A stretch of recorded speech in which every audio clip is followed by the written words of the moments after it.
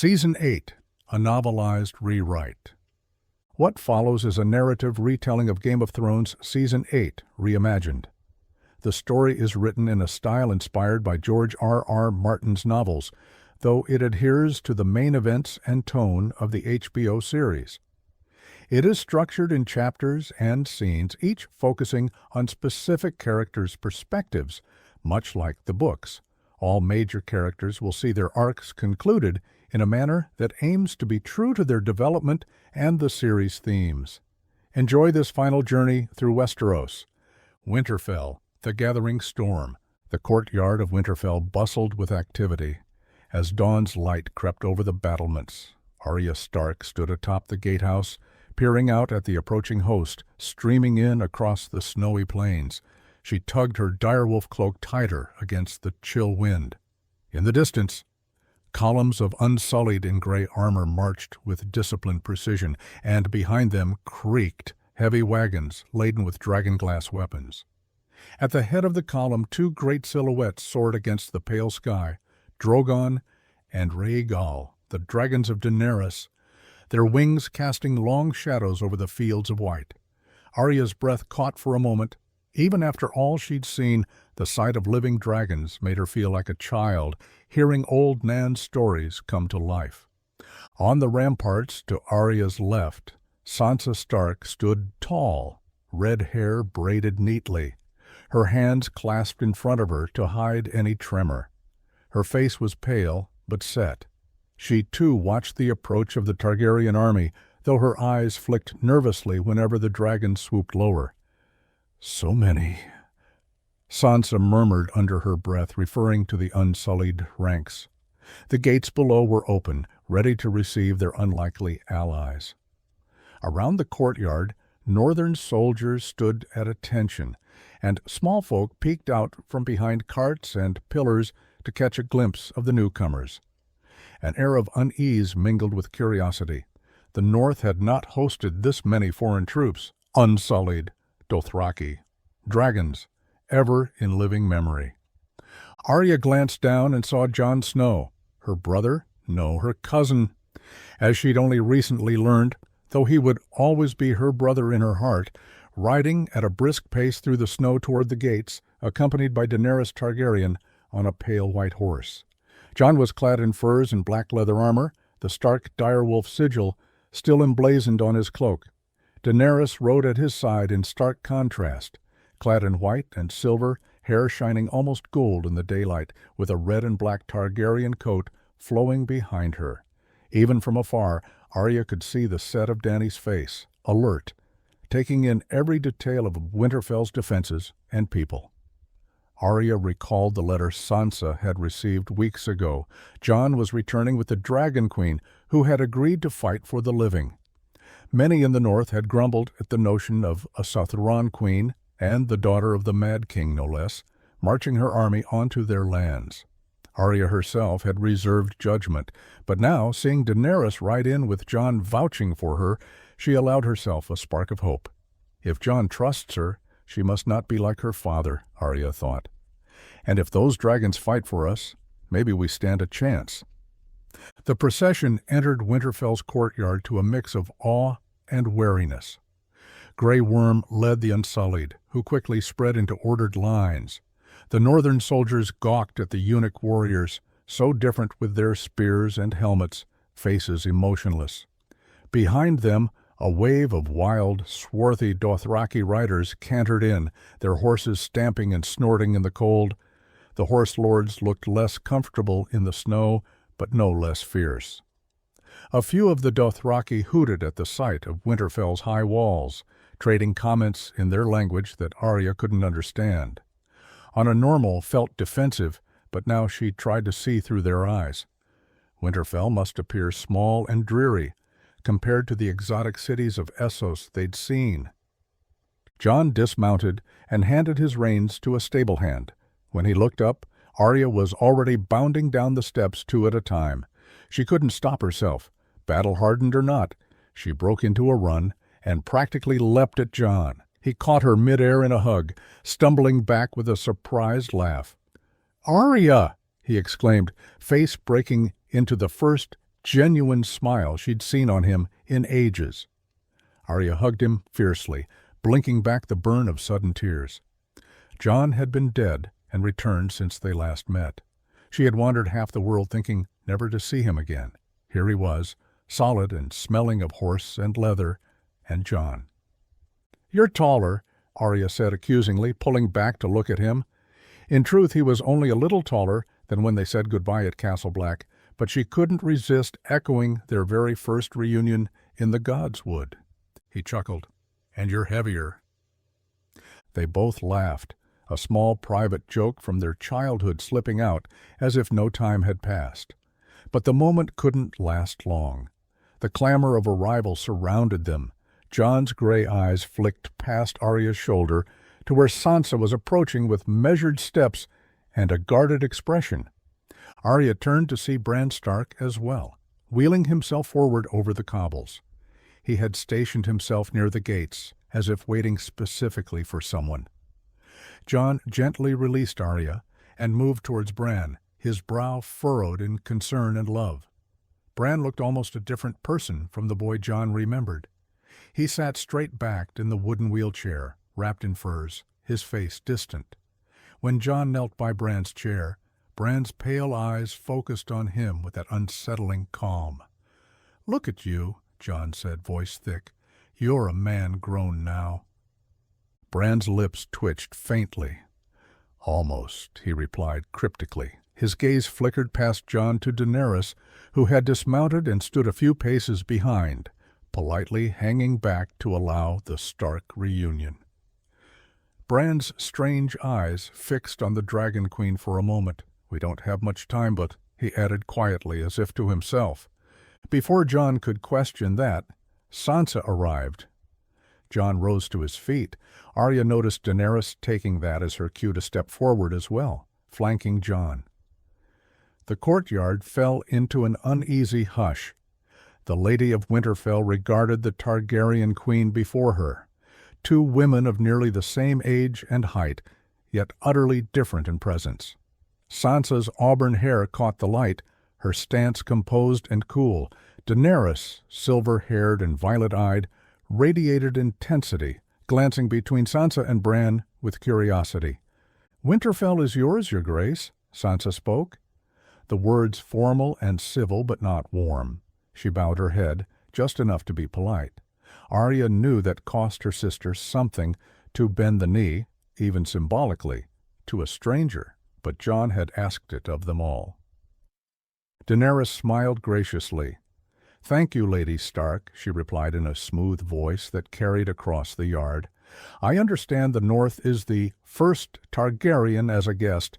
I hope I can prove myself worthy of your trust." Her tone was courteous, almost friendly, yet Arya caught the subtle emphasis on first.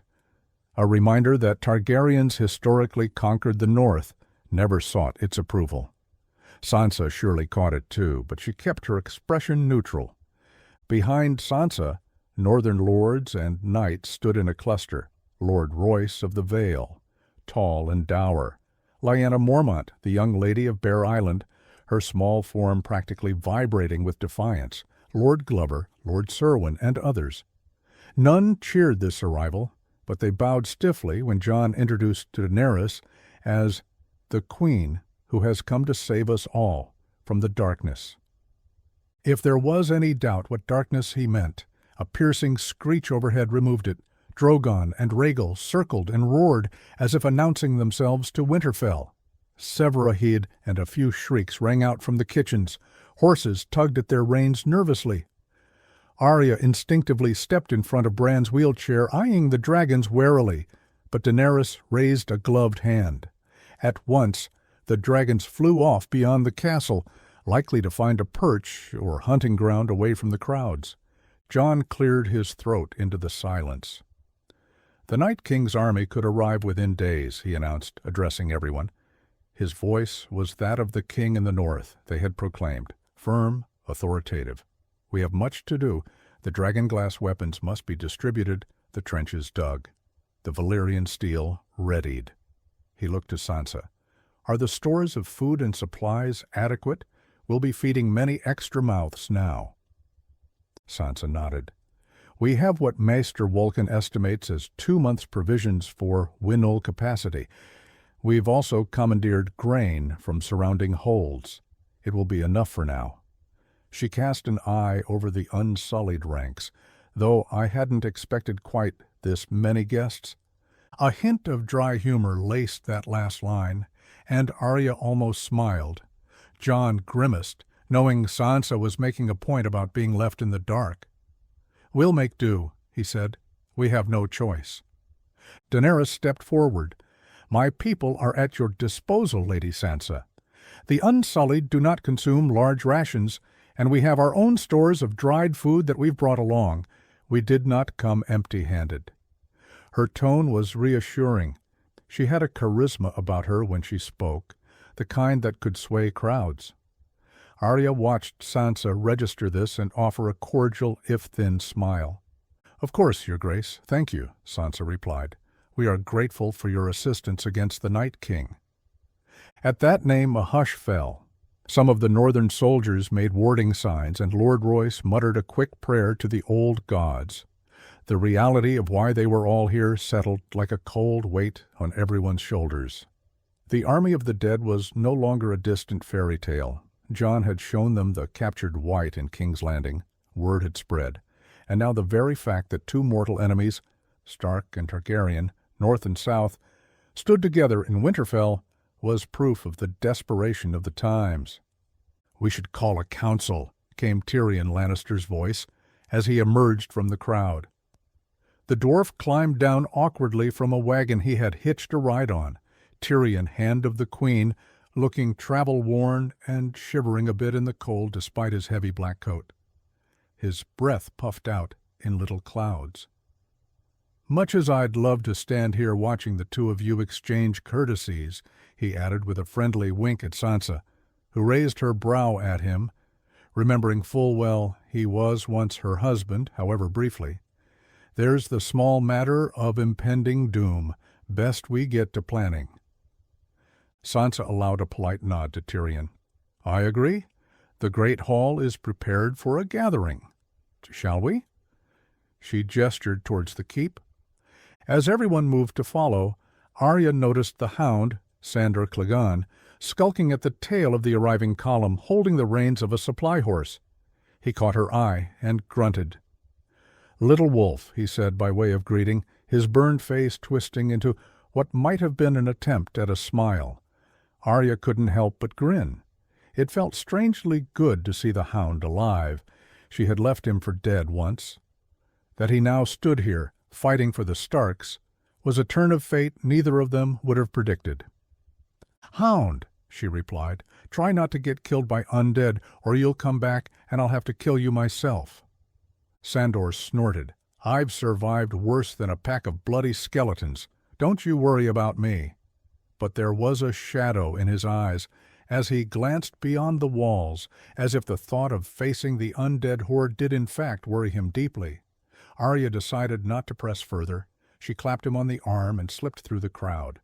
Wheeling Bran's chair as they made their way to the great hall, Jon fell in step with Daenerys.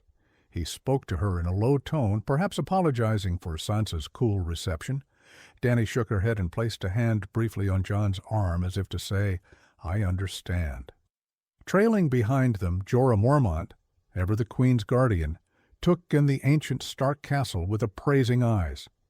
Nearby, Varys, swaddled in furs and still looking miserably cold, shuffled along silently. The Northerners cast dubious looks at the spider, but Varys paid them no mind. He seemed lost in calculation already. Inside Winterfell's great hall, long tables had been cleared to the sides to make room for a large war table, adorned with maps of the north. Flickering torchlight illuminated faces both familiar and new. Brienne of Tarth stood by Sansa's side, towering and protective, and gave a respectful nod to Jaime as he entered behind the crowd. Jaime nodded back. There was an unspoken camaraderie between them forged on the road and in the Dragon Pit meeting. He walked with a slight limp from his long ride, golden hand gleaming at his side. The assembled leaders formed a ring around the table. Jon and Daenerys at the head, Sansa and Bran for the Starks, Tyrion by Dany's side, Jaime and Brienne across from each other, Davos, Varys, Jorah, Grey Worm, the Lady Mormont, Lord Royce, the remaining Northern Lords, and even Gendry, Robert Baratheon's bastard blacksmith, now a rough-and-tumble fighter among the northern ranks, who had come up to Winterfell with the dragon-glass weapons he forged. Arya slipped in quietly, choosing to stand near Gendry and the Hound at the back, rather than join the council officially. She preferred to listen and observe. Jon cleared his throat. "We've had scouts watch the King's Road," he began. "The army of the dead was last seen advancing past the last hearth." At that news a murmur of grief went up. The Umbers of Last Hearth were a noble family of the North. Their fate, it seemed, was sealed. "We can assume they will be at Winterfell's doorstep in less than a week, perhaps even 2 days if they march without rest," Jon continued grimly. "We must use that time to fortify our defenses and decide on a strategy." "Is there anywhere south of the Neck that hasn't already been overrun or evacuated?" Jaime asked. He leaned over the map, scanning it with his good hand planted on the table. "If not, Winterfell is truly the last major stronghold between the dead and the rest of the realms." Lady Lyanna Mormont's young voice piped up, fierce and unyielding. "Then we will hold Winterfell no matter what. The dead will face the north here." She thumped her small fist on the table. A few northern lords voiced agreement, emboldened by the girl's courage. Daenerys's eyes were on Bran now. The young Stark had hardly spoken, but his presence drew her curiosity. "How far away are they truly?" she asked Bran, as if she sensed he might know more. Bran's gaze seemed to go beyond the room for a moment. "Very near," he said in his soft, odd tone. "They move faster than natural, day and night, without need for sleep or food." He paused, and the silence was heavy. "The last hearth fell days ago. The Umber family. They're dead, or undead." Gasps and exclamations met this pronouncement. Lord Glover looked horrified. Sansa's face blanched. She hadn't known clearly. Arya fixed Bran with a curious stare. How could he possibly be so certain? But she trusted he was right. Bran went on, unfazed by the reaction. "They could be here by tomorrow night." He turned his head slightly towards Daenerys and Jon. "The Night King will come, and he will come for me." A puzzled frown crossed Daenerys's face. "For you? Why you, specifically?" Jon answered before Bran could. He had discussed this with them on the journey north. "Bran, the three-eyed raven holds all the memories of the world. The Night King wants to extinguish humanity's memory, its history. That's why he will target Bran in particular." Tyrion laced his fingers thoughtfully. "Bran is our living archive in a sense. If the Night King's goal is an endless night over a blank slate, then killing the three-eyed raven would be a symbolic, perhaps even tactical step." Daenerys pursed her lips, absorbing that. "Then Bran must be protected at all cost," she declared. "We should place him somewhere safe." "In the God's Wood," Bran interjected calmly. All eyes turned to him again. "That is where I will be. The Night King knows I'll be there. We have a connection." He spoke the last words with a strange detachment that sent a chill down Arya's spine. She remembered Bran's tales of how he marked him once, grabbing his arm in a vision. Jon looked troubled. "If we use Bran as bait, we can lure the Night King to reveal himself," he explained to the others. "He'll bring his commanders, the White Walkers, with him." Jon pointed on the map to the Godswood behind Winterfell's walls.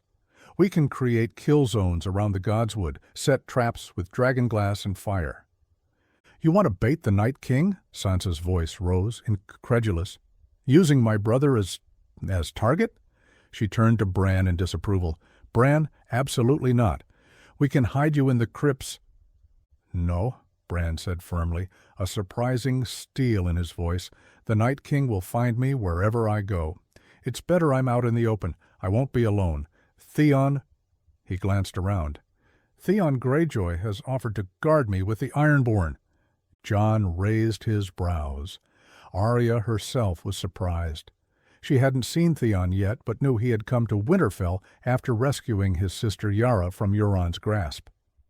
Theon was likely with the Ironborn outside tending to their boats or arms. That he volunteered for a near suicidal duty said a lot about his determination to atone. "We'll put the best fighters around Bran," Jon continued gently to Sansa. "I'll be there myself if I can. Theon and his men, perhaps some of your guards, sister." He looked to Arya, and she nodded silently. She would go where Bran was, regardless of orders. If we can kill the Night King, we believe it will destroy his in one stroke. A hush fell as he said that. The idea that one target could end the war sounded almost too good to be true. Lord Royce voiced the doubt on many minds. And who will manage to kill this creature? Do we know if he can even be killed by normal means? At that, Jon reached to his hip and drew Longclaw, his Valyrian steel sword. Its rippled dark blade caught the firelight. Valyrian steel can kill White Walkers. I killed one myself at Hardhome with this. He laid the sword on the table. Dragon glass as well. Samwell Tarly slew one with dragon glass at the fist of the first men. He gestured to the piles of freshly forged dragon glass daggers and arrowheads that Gendry had set on a side table. We've armed as many as possible with Night King. I suspect only Valyrian steel or perhaps dragonfire might work on him.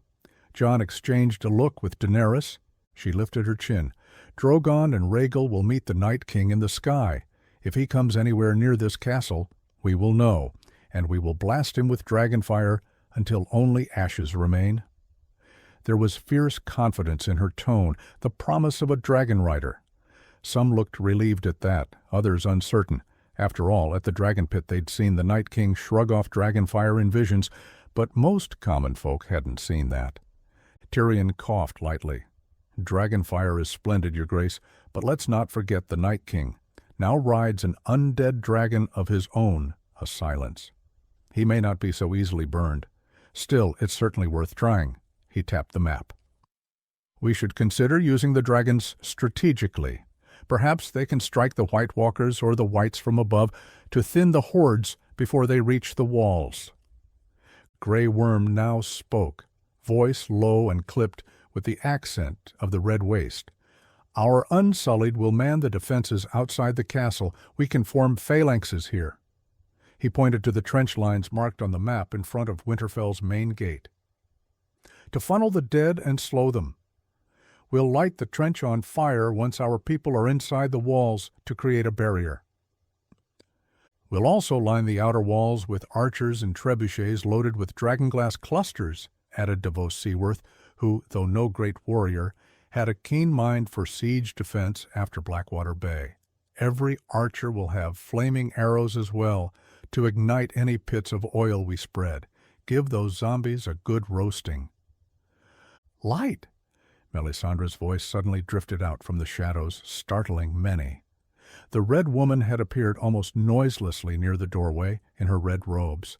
Some northern lords recoiled. They remembered her as the strange priestess who served Stannis and later resurrected Jon, and some whispered of her role in Shireen Baratheon's fate. Melisandre inclined her head. "Sir Davos is right. Light and fire shall be our strongest allies in this darkness." Her eyes fell on Arya briefly. Arya stared back, recalling Melisandre's prophecy of brown eyes, blue eyes, green eyes. They hadn't spoken since Melisandre took Gendry all those years ago. Arya wasn't sure how she felt seeing her now, but if the Red Woman could conjure flames to help them, she would hold her tongue for the time being. No one openly welcomed Melisandre, but they acknowledged her words. "Fire kills whites, that much we know," Jorah said. "We need to ensure we don't run out of ways to create fire. Torches, oils, pitch, anything." Brienne spoke up for the first time. "What of the civilians? The women, children, the infirm? We should send them south if there is still time." Sansa shook her head.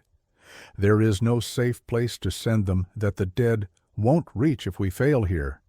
We've already sheltered as many people from the nearby villages inside Winterfell as possible.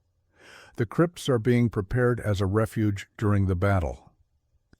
At the mention of the crypts, Arya noticed a few looks exchanged. Crypts full of dead bodies when a necromancer king was coming. It made her uneasy.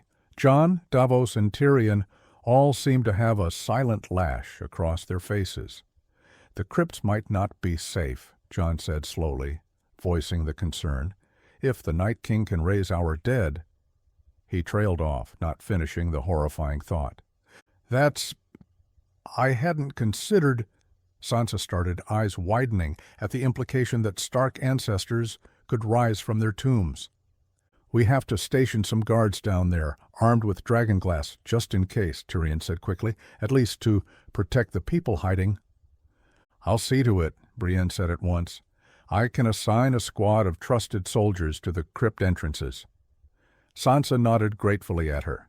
Jon ran a hand through his hair. "We'll hope it doesn't come to that," he muttered, but no one looked very confident. The entire castle of Winterfell was built around those ancient crypts. Jon felt a weight in his chest at the idea of Ned, Robb, or even Lyanna Stark's remains being defiled by the Night King's magic. Daenerys placed both hands on the table, projecting resolve. "We have dragonfire, dragonglass, Valyrian steel, and courageous men and women ready to give their lives," she said, scanning the room. "The Night King's army may be endless, but it is not unbeatable. We will fight together, Northmen, Southerners, Dothraki, Unsullied, Ironborn, all of us. Together we will defeat the dead." Her words hung in the air. Slowly Lord Royce gave a curt nod. Lyanna Mormont lifted her chin fiercely, and even Sansa, though still guarded towards Daenerys, murmured assent. A low rumble of agreement came from the assembly. Hearing Daenerys speak with such passion ignited something, a spark of hope. Tyrion raised a wineskin, trust him to have brought one, and said with half a smile, "If we may quote an old friend, if we die, we die. But first we'll live." He tilted it in salute, referencing Ygritte's famous line, though many in the room didn't know the source. Jon gave a wry half-smile at that. The council dispersed soon after, each person hurrying off to attend to their tasks, preparing weapons, delivering orders, or in Tyrion's case, seeking warmth by a hearth, and possibly drafting last wills. Sansa lingered to coordinate lodging for the influx of troops and assign rations. As Arya started to follow the crowd out, she nearly bumped into Gendry, who was hefting a sack of dragonglass arrowheads. "Oh, sorry, milady," Gendry said with a playful grin, knowing full well Arya hated being called a lady. He towered over her now. The skinny, bull-headed boy she remembered had grown into a broad-shouldered man with soot-stained arms from forge work, but his eyes were the same, bright and surprisingly gentle. Arya smirked. "I'm not a lady, Gendry." He chuckled. "No, that you're not." He opened the sack to show her. "I made that spear you asked for, special. Dragonglass tipped, collapsible for easier carrying, should be deadly." Arya's face lit up. She had sketched a design for a custom weapon and given it to Gendry earlier. "Can I see it?" He nodded and reached behind a crate, producing a slender spear staff that pulled apart into two pieces.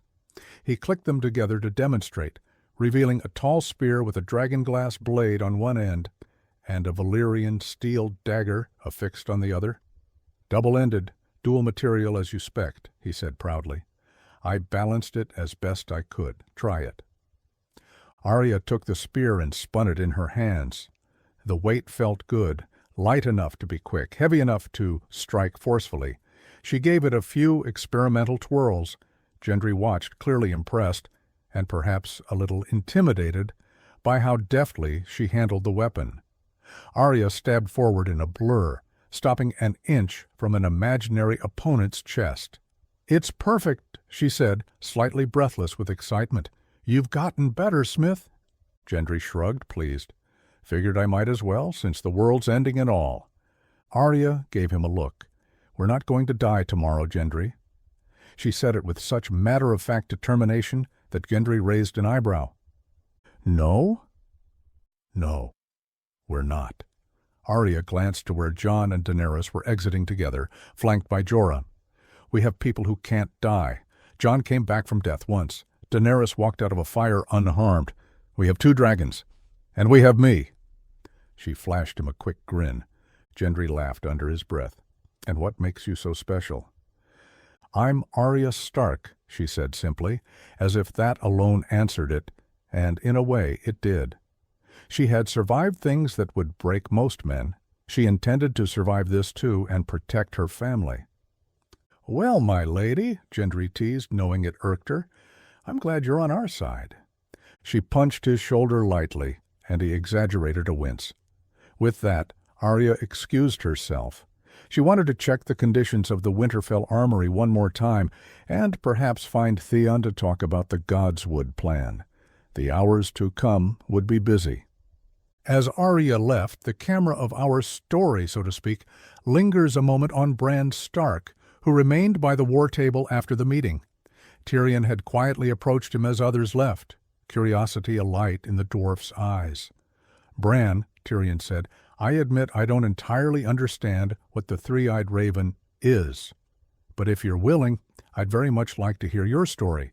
We may have a long night ahead of us in more ways than one, and I suspect there's no better time for a good tale by the fire. He gestured to a nearby hearth.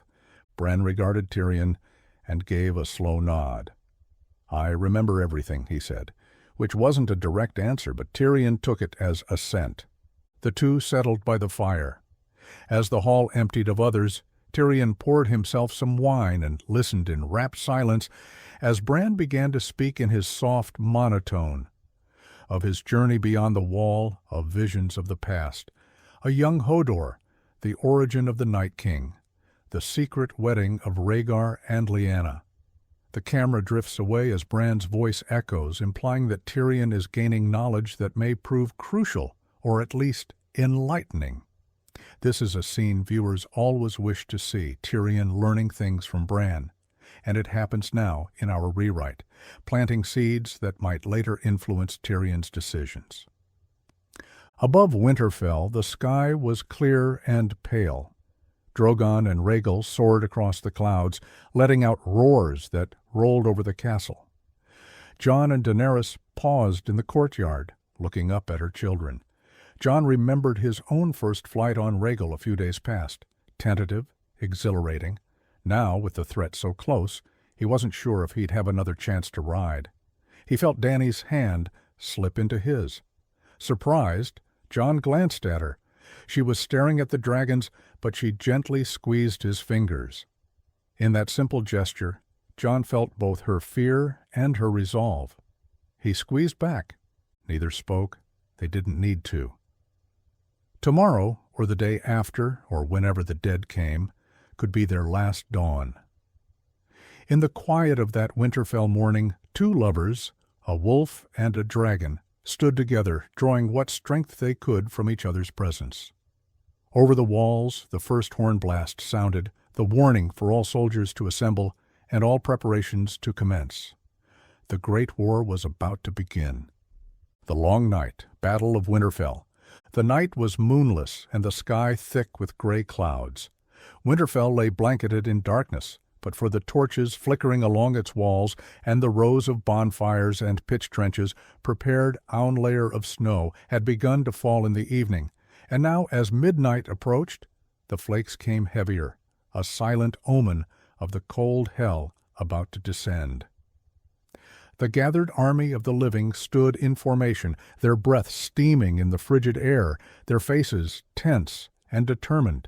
Thousands of men and women, from hardened northern bannermen in fur cloaks to lithe Dornish archers, sent by the new Prince of Dorne in a last-minute alliance via Raven, to unsullied spearmen as still as statues. Dothraki on horseback formed the front line, each warrior armed not only with their Arak blades, but with custom dragon-glass daggers strapped to their belts. On the ramparts, Arya Stark moved like a shadow, stepping from crenel to crenel, peering into the night. She clutched her new spear, the dragon-glass point glinting whenever it passed through a torch's glow. She had her bow and a full quiver of dragon-glass arrows slung across her back as well. This was a foe unlike any she had faced, no human adversary to outwit, but a mindless horde. Arya admitted to herself a trembling excitement coursed through her veins, the way she used to feel before sparring matches at the House of Black and White, or that time she infiltrated the twins to kill Walder Frey. Only this time, the stakes were far higher. This is what all my training was for, she told herself, steadying her breath. To protect my family, when it truly matters.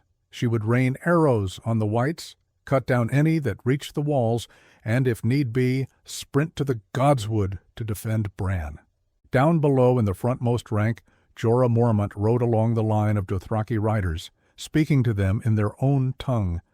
Rough Dothraki words of encouragement and honor, reminding them they are the Anhral, the Screamers, and that the night is dark, but they are the storm. Some of the riders grinned fiercely at the old knight's fluency in their ways. Ghost, Jon's white direwolf, padded through the snow and took a place at Jorah's side, baring his teeth as if sensing what was coming. Jorah gave the wolf an appreciative nod. Any bit of advantage was welcome. On a small rise, the two dragons crouched, restless. Drogon's wings fidgeted, and he let out occasional snarls at the bitter wind. Rhaegal rumbled low in his throat, smoke spiraling from his nostrils. They could smell the oncoming dead, a scent no one else could detect yet. Daenerys stood between her dragons, dressed for battle in a scaled leather coat, her hair tightly bound. She gently ran a hand along Drogon's side to soothe him. Beside her, Jon Snow adjusted the scabbard at his waist and flexed his gloved fingers, trying to calm his nerves. Despite the layers he wore, the cold cut through. This was no ordinary chill. It was as if the air itself carried death. Jon glanced at Daenerys, her face lit by the orange glow of distant fire pits. "It's time," he said softly. She met his gaze and gave a firm nod. They both climbed into their dragon saddles, Jon onto Rhaegal, awkward but more confident than his first flight, and Daenerys nimbly onto Drogon. The dragons tensed, ready to take off on her command. On Winterfell's eastern flank, Brienne of Tarth and Jaime Lannister stood shoulder to shoulder atop a trench wall, each armed with Valyrian steel, Oathkeeper, and Widow's Wail, the swords once a single blade. Their breath plumed as they surveyed the darkness. "Try not to get yourself killed," Jaime said, half serious, half jest. "Who would insult me for my lapses in honor if you're gone?" Brienne smirked despite the dread in her gut. "I don't intend to, Kingslayer. And you. Keep that golden hand up. Whites might not know it's not tasty to bite." Jaime chuckled. They had shared a heartfelt night together on the eve of battle, a night Brienne never imagined in her dreams. Now that dawn was nearing with death on its heels, there was a silent understanding between them. If they survived, things would be different. If not, well, better not speak of if not. Behind them, Podrick Payne stood with a group of fighters reciting the last lines of a bawdy song to keep their spirits up. Nearby, Sandor Clegane, the Hound, paced with a lit torch in hand, muttering curses about fire and fucking ice and how he hated both. But he was here, despite his fear of flames, perhaps surprisingly to himself as much as anyone. Tormund Giantsbane was up on the ramparts, shouting something about how and that the dead should fear them, not the other way around. It earned some chuckles and eye rolls, but also loosening of tension. Beside him, Samwell Tarly fumbled with his dragon-glass dagger, nearly dropping it. Tormund slapped Sam on the back. "If you're not a fighter, hide behind me. I'll take down any white that comes near you, little man." Sam gave a weak smile, appreciating the gesture, even as he steeled himself to stand and fight if needed. He had Heartsbane, his family's Valyrian greatsword, strapped to his back, though it was almost comically large for him. Deep in Winterfell's heart, in the Godswood, Bran Stark waited under the ancient weirwood tree. Its pale trunk and red leaves were still as if anticipating the storm. Bran's eyes had turned white. He was warging, sending his consciousness out into the flock of ravens that normally roosted in the godswood. Now those ravens flew beyond the walls, scouting the darkness. Through them, Bran glimpsed it, a vast oncoming swarm, like a living glacier of bodies moving inexorably south. The dead were near, the ravens cawed in distress at what they saw. Tens of thousands of whites, an endless tide of pale and rotten faces, weapons clutched in lifeless hands, all silent. At their head rode figures on decaying horses. The White Walkers, tall and cruel, with eyes of icy blue, their armor gleaming with frost. And above, circling like a fell eagle, the Night King on the back of the undead dragon Viserion, a blot of black against the gray sky, blue flames occasionally crackling in its maw. Bran pulled out of the warg, and his eyes returned to normal, or as normal as the distant gaze of the three-eyed raven ever was. Next to Bran, Theon Greyjoy and a group of Ironborn stood guard, encircling the weirwood. Theon saw Bran stir. "They're coming?" he asked quietly, grip tightening on the bow he held. Dragonglass-tipped arrows knocked, and ready. "Yes?" Bran said simply. He looked at Theon directly, a flicker of emotion crossing his otherwise impassive features. "Thank you for being here, Theon." Theon swallowed. This boy, no, this mystical being who was once a boy, had every reason to hate him, yet Bran's tone held no malice. Theon managed a small nod. "I took this castle from you once. Let me defend it now for you, for all of you. What is dead may never die." Bran almost smiled. "But rises again harder and stronger," he finished the Ironborn words. "Let's hope that's true for us living as well." They fell silent, listening to the eerie howls of the wind. A faint tremor in the ground reached them, even there, in the godswood.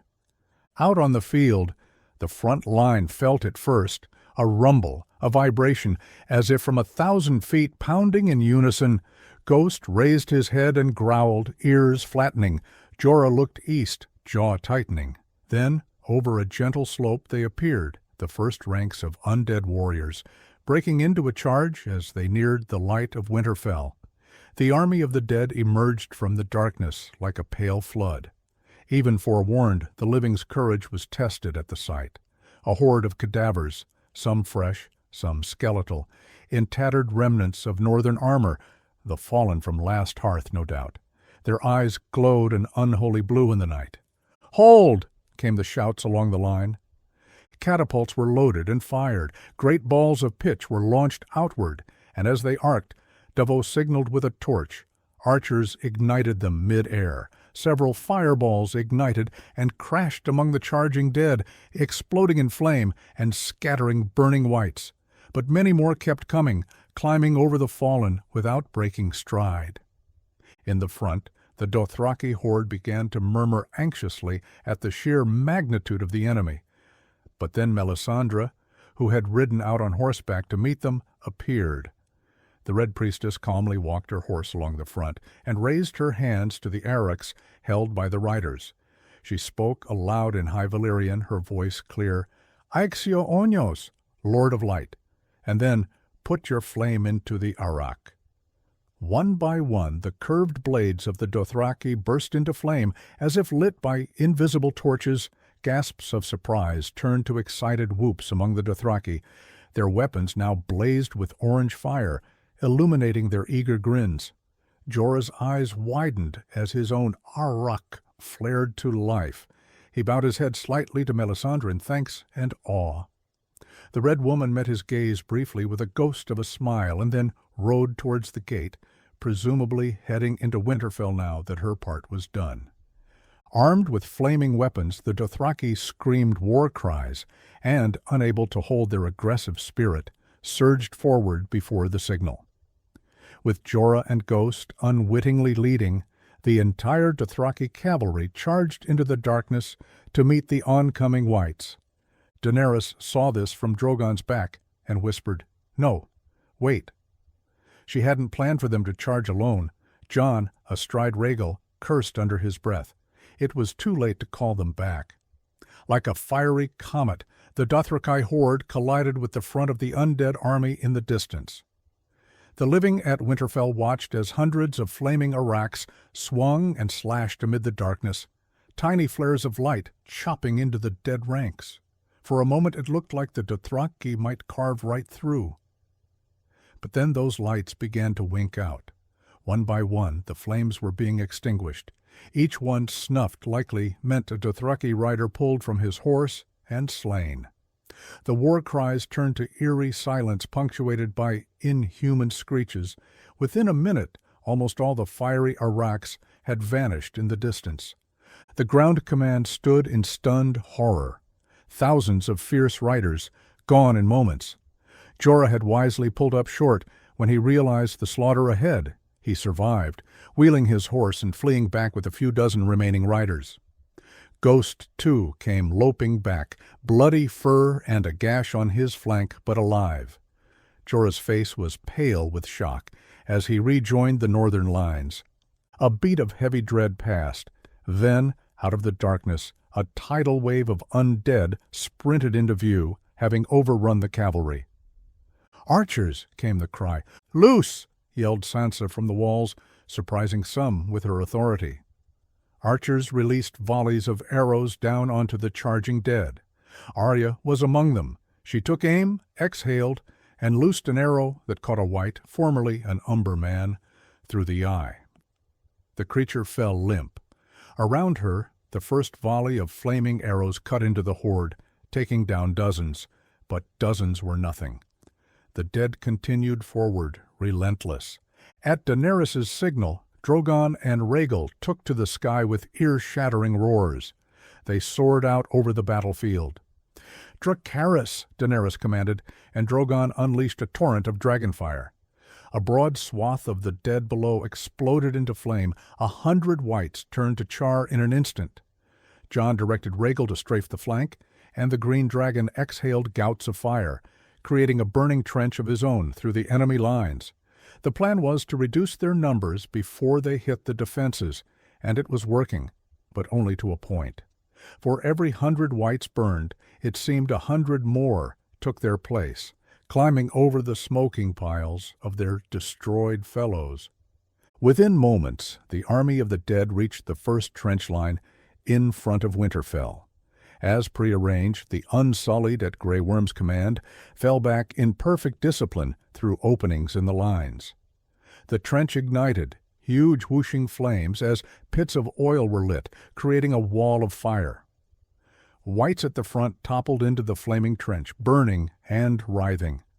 A temporary barrier of flame now separated Winterfell from the bulk of the horde. On the ramparts, cheers went up at the successful ignition. Davos allowed a tight grin, but the joy was short-lived.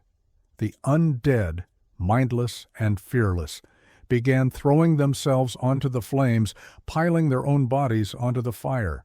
They were smothering the flames with corpses.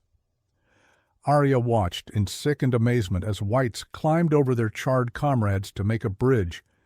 The fire barrier was swiftly becoming useless under the sheer weight of dead flesh. Soon, through smoke and steam, the first whites rees and palisades before Winterfell's walls.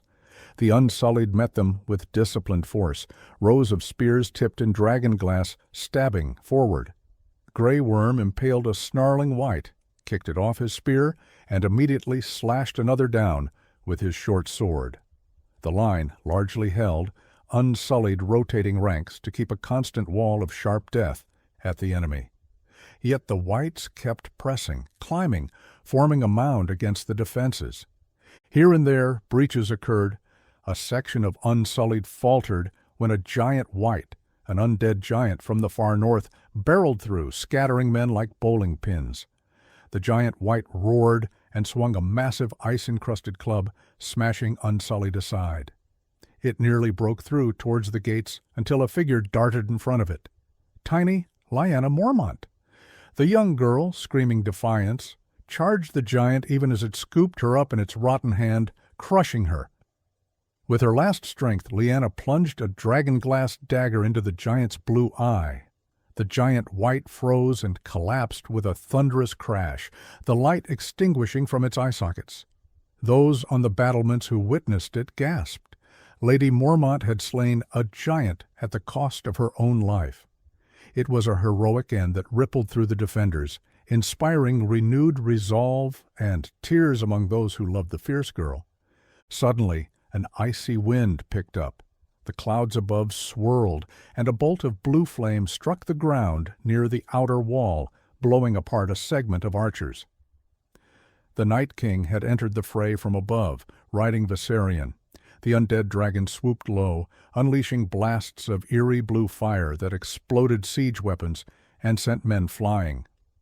One blast hit the wall near Jaime and Brienne, knocking them flat and obliterating a handful of northern bowmen. Brienne coughed, ears ringing, and hauled Jaime back to his feet. "We have to take that thing down," she shouted over the din. Up in the sky, Drogon and Rhaegal gave chase, hunting their fallen sibling.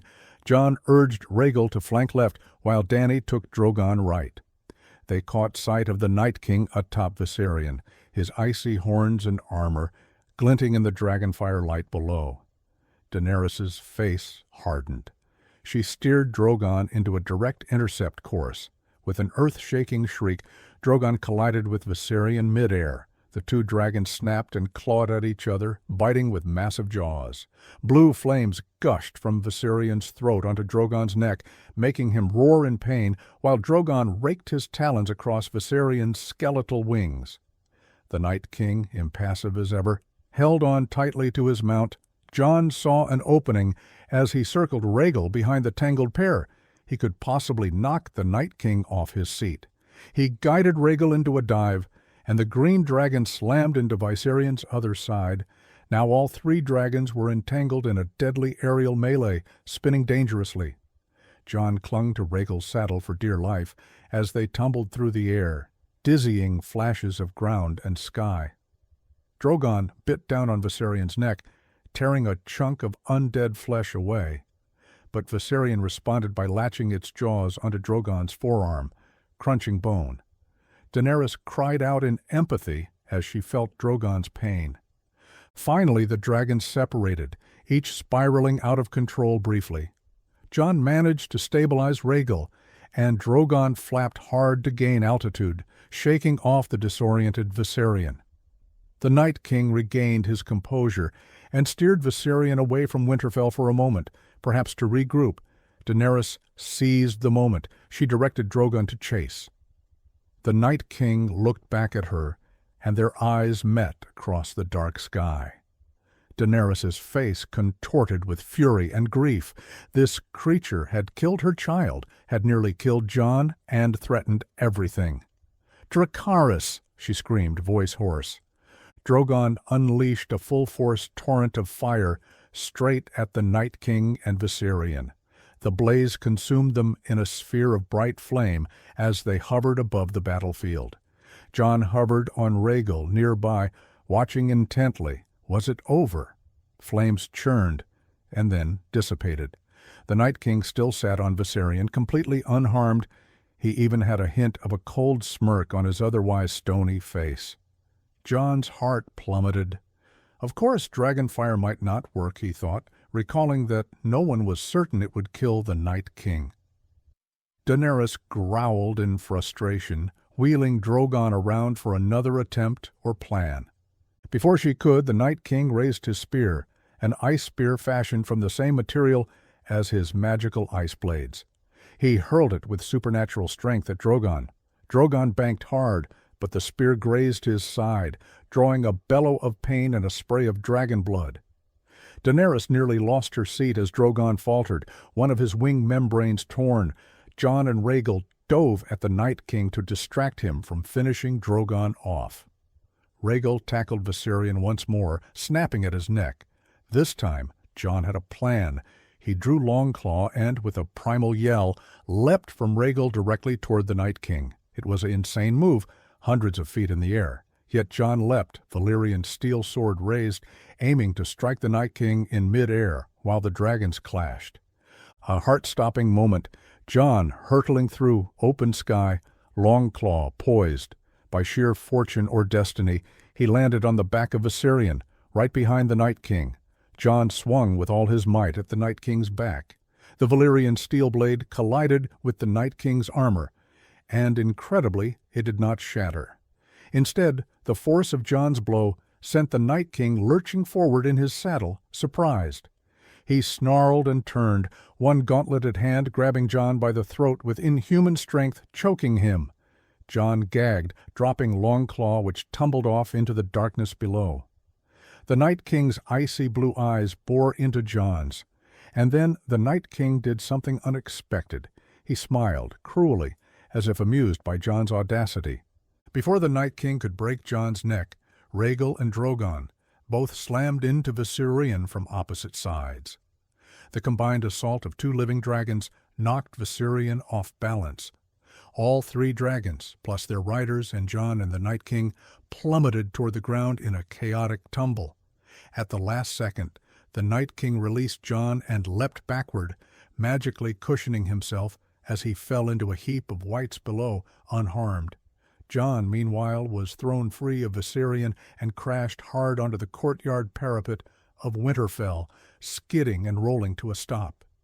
He lay dazed and coughing, but alive, thanks to a pile of unmoving wights that broke his fall, wights he ironically crushed on impact. Rhaegal hit the ground outside the walls, letting out a keening roar as one of his wings crumpled, likely broken. Drogon managed a less dire landing, flapping wildly and crashing through a line of wights, sweeping many away with his tail. Viserion circled overhead, the Night King back on his back with uncanny quickness. Inside Winterfell's courtyard, Jon struggled to his feet, bruised all over.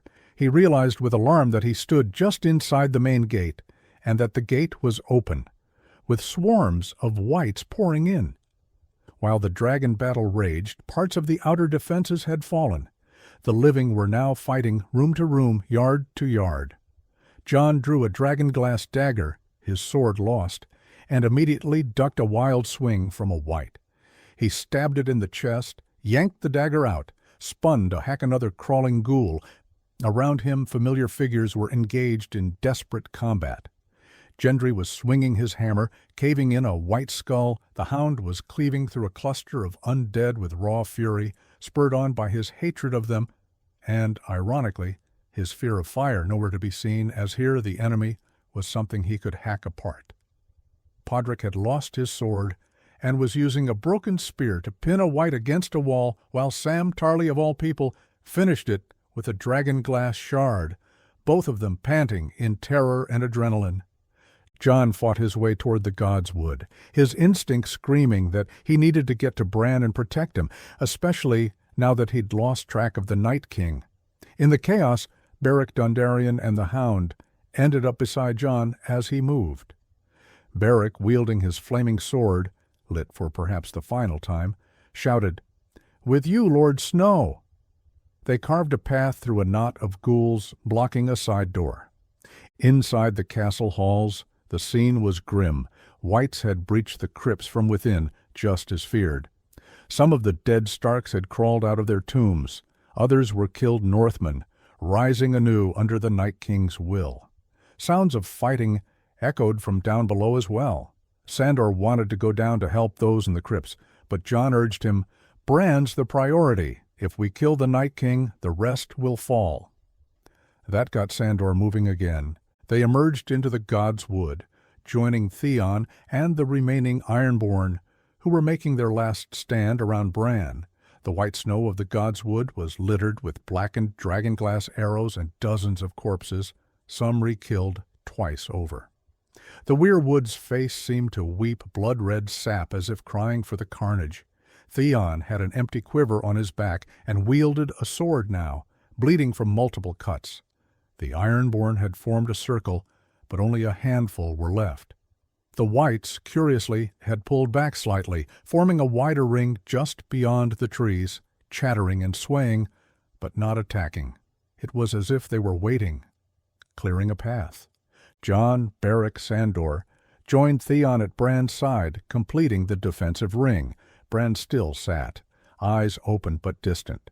Ravens swirling above indicated he was perhaps forging ravens to track the Night King's approach. "Bran, are you with us?" Jon said urgently, hand on his shoulder. Bran blinked and focused on Jon. "I'm here," he said quietly. "Theon, thank you." He looked at Theon with something like fondness. Theon's breath ragged. He managed a half-smile. "I'm sorry I couldn't protect you better." "You're protecting me now," Bran answered enigmatically. Suddenly the eerie form of the Night King stepped into the Godswood clearing. The whites parted to let him through. He walked with regal malevolence, icy sword in hand. Behind him, a line of white walkers followed like phantoms, a cadre of 5, each with a pale blade and armor of frost.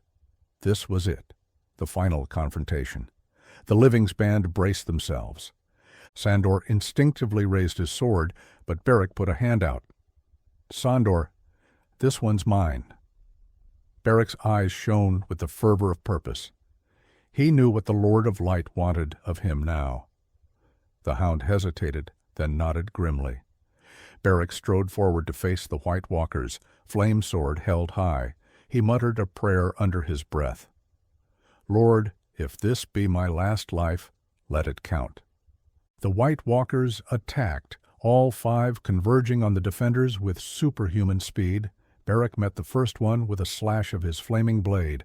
Their swords clanged, and, surprisingly, the dragon glass within Beric's sword, as it was lined with it, managed to hold. 2 walkers peeled toward Theon and Sandor, who engaged them desperately, Theon ducking a decapitating swing, Sandor trading heavy blows with another.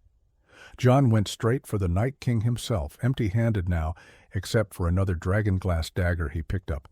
It was folly, but he had to try to slow the Night King. Jon lunged, aiming for the Night King's heart. The Night King parried with a casual flick, knocking Jon to the ground. Beric intercepted a walker that tried to flank Jon, flaming sword whirling. One walker impaled Beric straight through the torso with an ice spear. Beric roared and grabbed the walker by the hair, holding him in place as his own flaming sword drove up into the walker's throat. Both collapsed, the walker shattering to icy shards even as Beric breathed his last, satisfied that he took one with him. Theon, screaming, managed to skewer a walker with a dragon-glass-tipped spear at the cost of a slash across his stomach. The walker disintegrated. Sandor shattered another with repeated hacks of an obsidian axe he'd picked up, though he took a cut across the face in return. Blood poured over his already scarred visage. Yet he fought on, fearlessly now. Within half a minute, the White Walker bodyguards were all destroyed, but only Sandor and Jon remained standing from the defenders. Theon had fallen to his knees from his wounds, consciousness fading. Beric was dead. The Ironborn were all dead. Only Sandor Clegane and Jon Snow faced the Night King, and Bran, seated defenseless behind them. The Night King advanced, twirling his deadly ice blade. Sandor, ever brave in the face of a foe he can see and swing at, charged him with a guttural war cry. The Night King moved with frightening grace, sidestepping Sandor's axe and slicing clean through his armor. Sandor gasped as a deep gash opened in his abdomen. With a look of cruel satisfaction, the Night King grabbed Sandor by the head and slammed him against the trunk of the weirwood. There was a sickening crunch. The hound fell limp, eyes glassy. The man who had survived fire and fear had fallen to ice instead. Jon yelled in fury and sorrow, throwing himself at the Night King barehanded. The Night King simply kicked Jon in the chest, sending him flying back into the snow, wind knocked out. Jon's hand landed on something. His fingers closed around the hilt of a fallen Valyrian steel dagger, Arya's dagger which had been knocked from her grasp earlier and lay here, the very dagger that once was meant to kill Bran.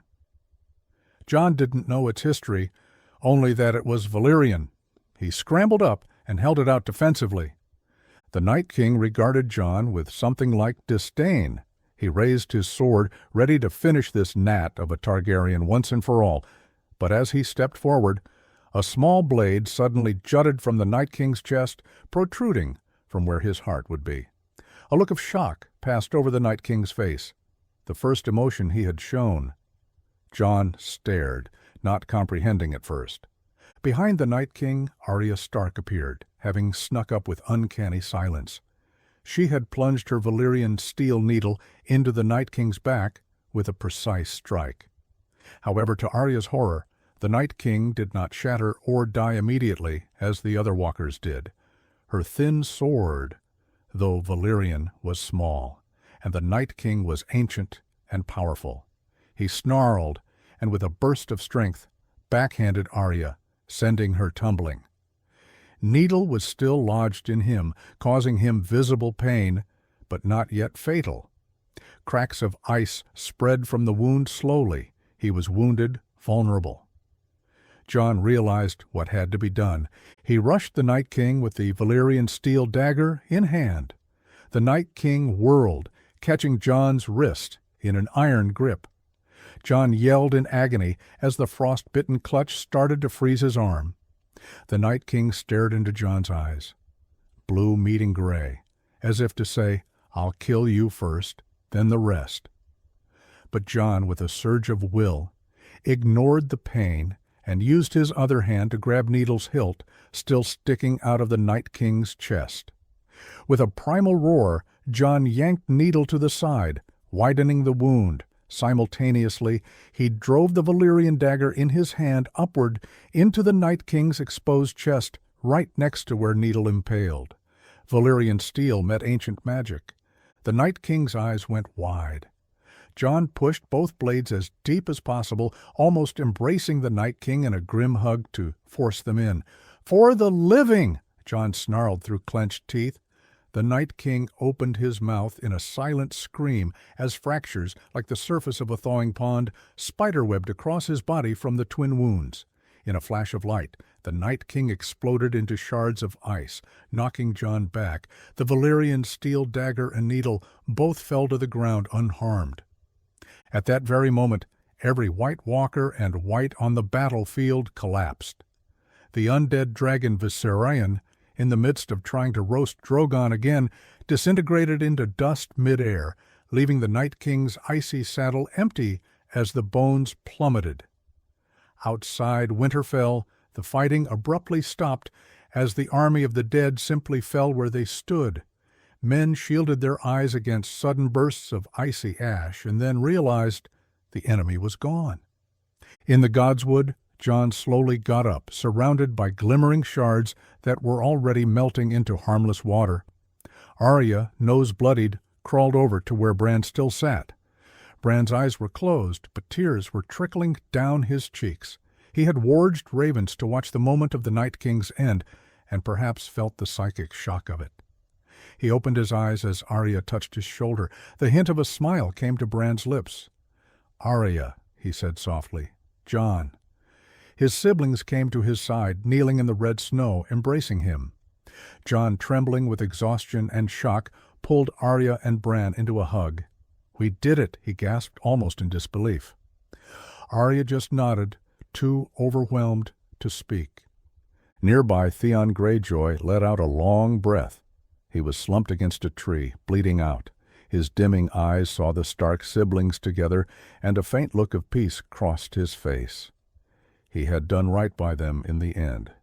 He closed his eyes for the last time, a slight smile on his lips, as darkness took him. All around Winterfell, the living were trying to comprehend the abrupt silence. Then, one by one, they raised their voices in a growing cheer. A ragged, exhausted cheer. Some laughed hysterically, some wept.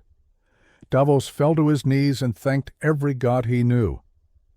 Tyrion emerged from an overturned cart, dusty and coughing, and looked around at the piles of now truly dead corpses, and exclaimed, "Well, I'll be damned." Sansa, up on the battlements with tears in her eyes, looked to the Godswood and mouthed a thank you to whoever had ended it. Dawn was just breaking in the east. After the longest night any of them had ever known, the sun began to rise. Pale rays of light spread over the carnage of Winterfell. The survivors began to gather and tally who lived and who died. It was a Pyrrhic victory. Many had fallen, but it was victory. The great war was won. Daenerys landed Drogon in the courtyard as soon as she saw White's collapse. She jumped off and nearly collapsed herself from the emotional release. She spotted Jorah's body not far. He had died protecting some retreating soldiers earlier, riddled with wounds but with a gentle smile on his face, as if glad to die in his Khaleesi's service. Daenerys knelt by her oldest friend and sobbed quietly, thanking him for everything. Drogon crooned mournfully behind her, sensing her sorrow. Not far, Jaime Lannister limped through the gates, holding up a badly injured Brienne. They were alive, though Brienne had a shard of ice through her thigh and Jaime could barely see out of one eye from bruising. Still, they smiled at each other. They had survived together. Melisandre, true to her word, walked out beyond the gates as dawn arrived.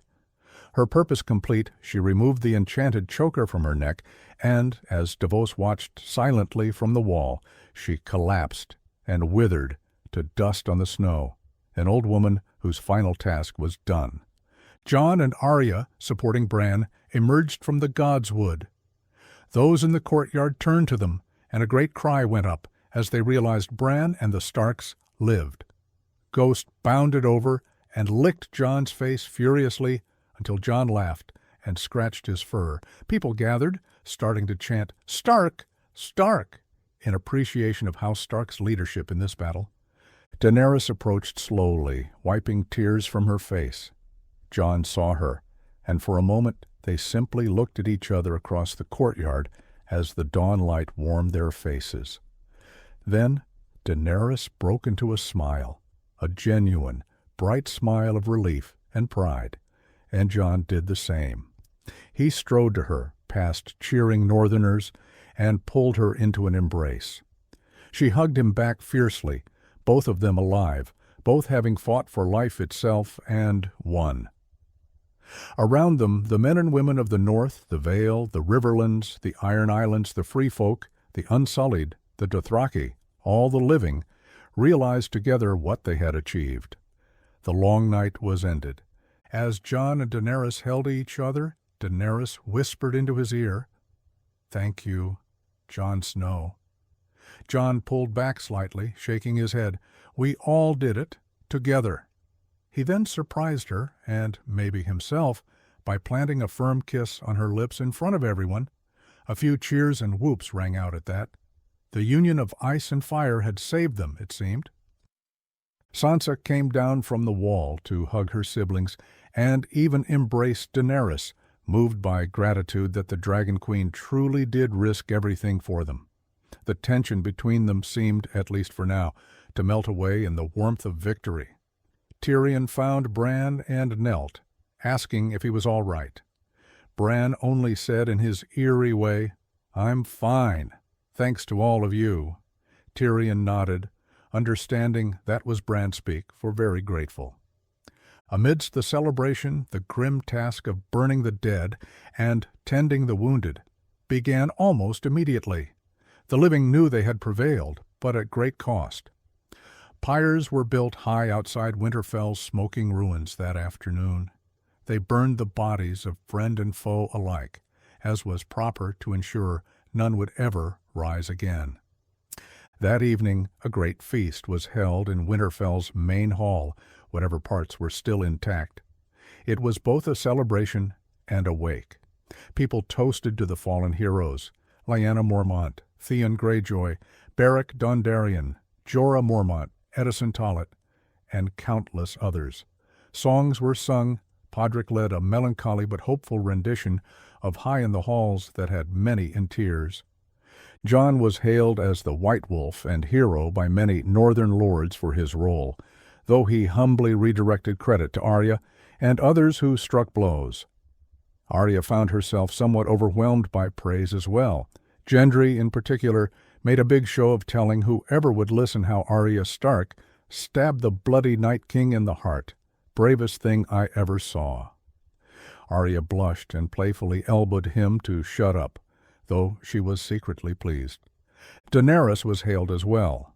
The North now saw her with new eyes, not as a potential mad queen, but as the breaker of chains who had kept her promise to defend the realm of men.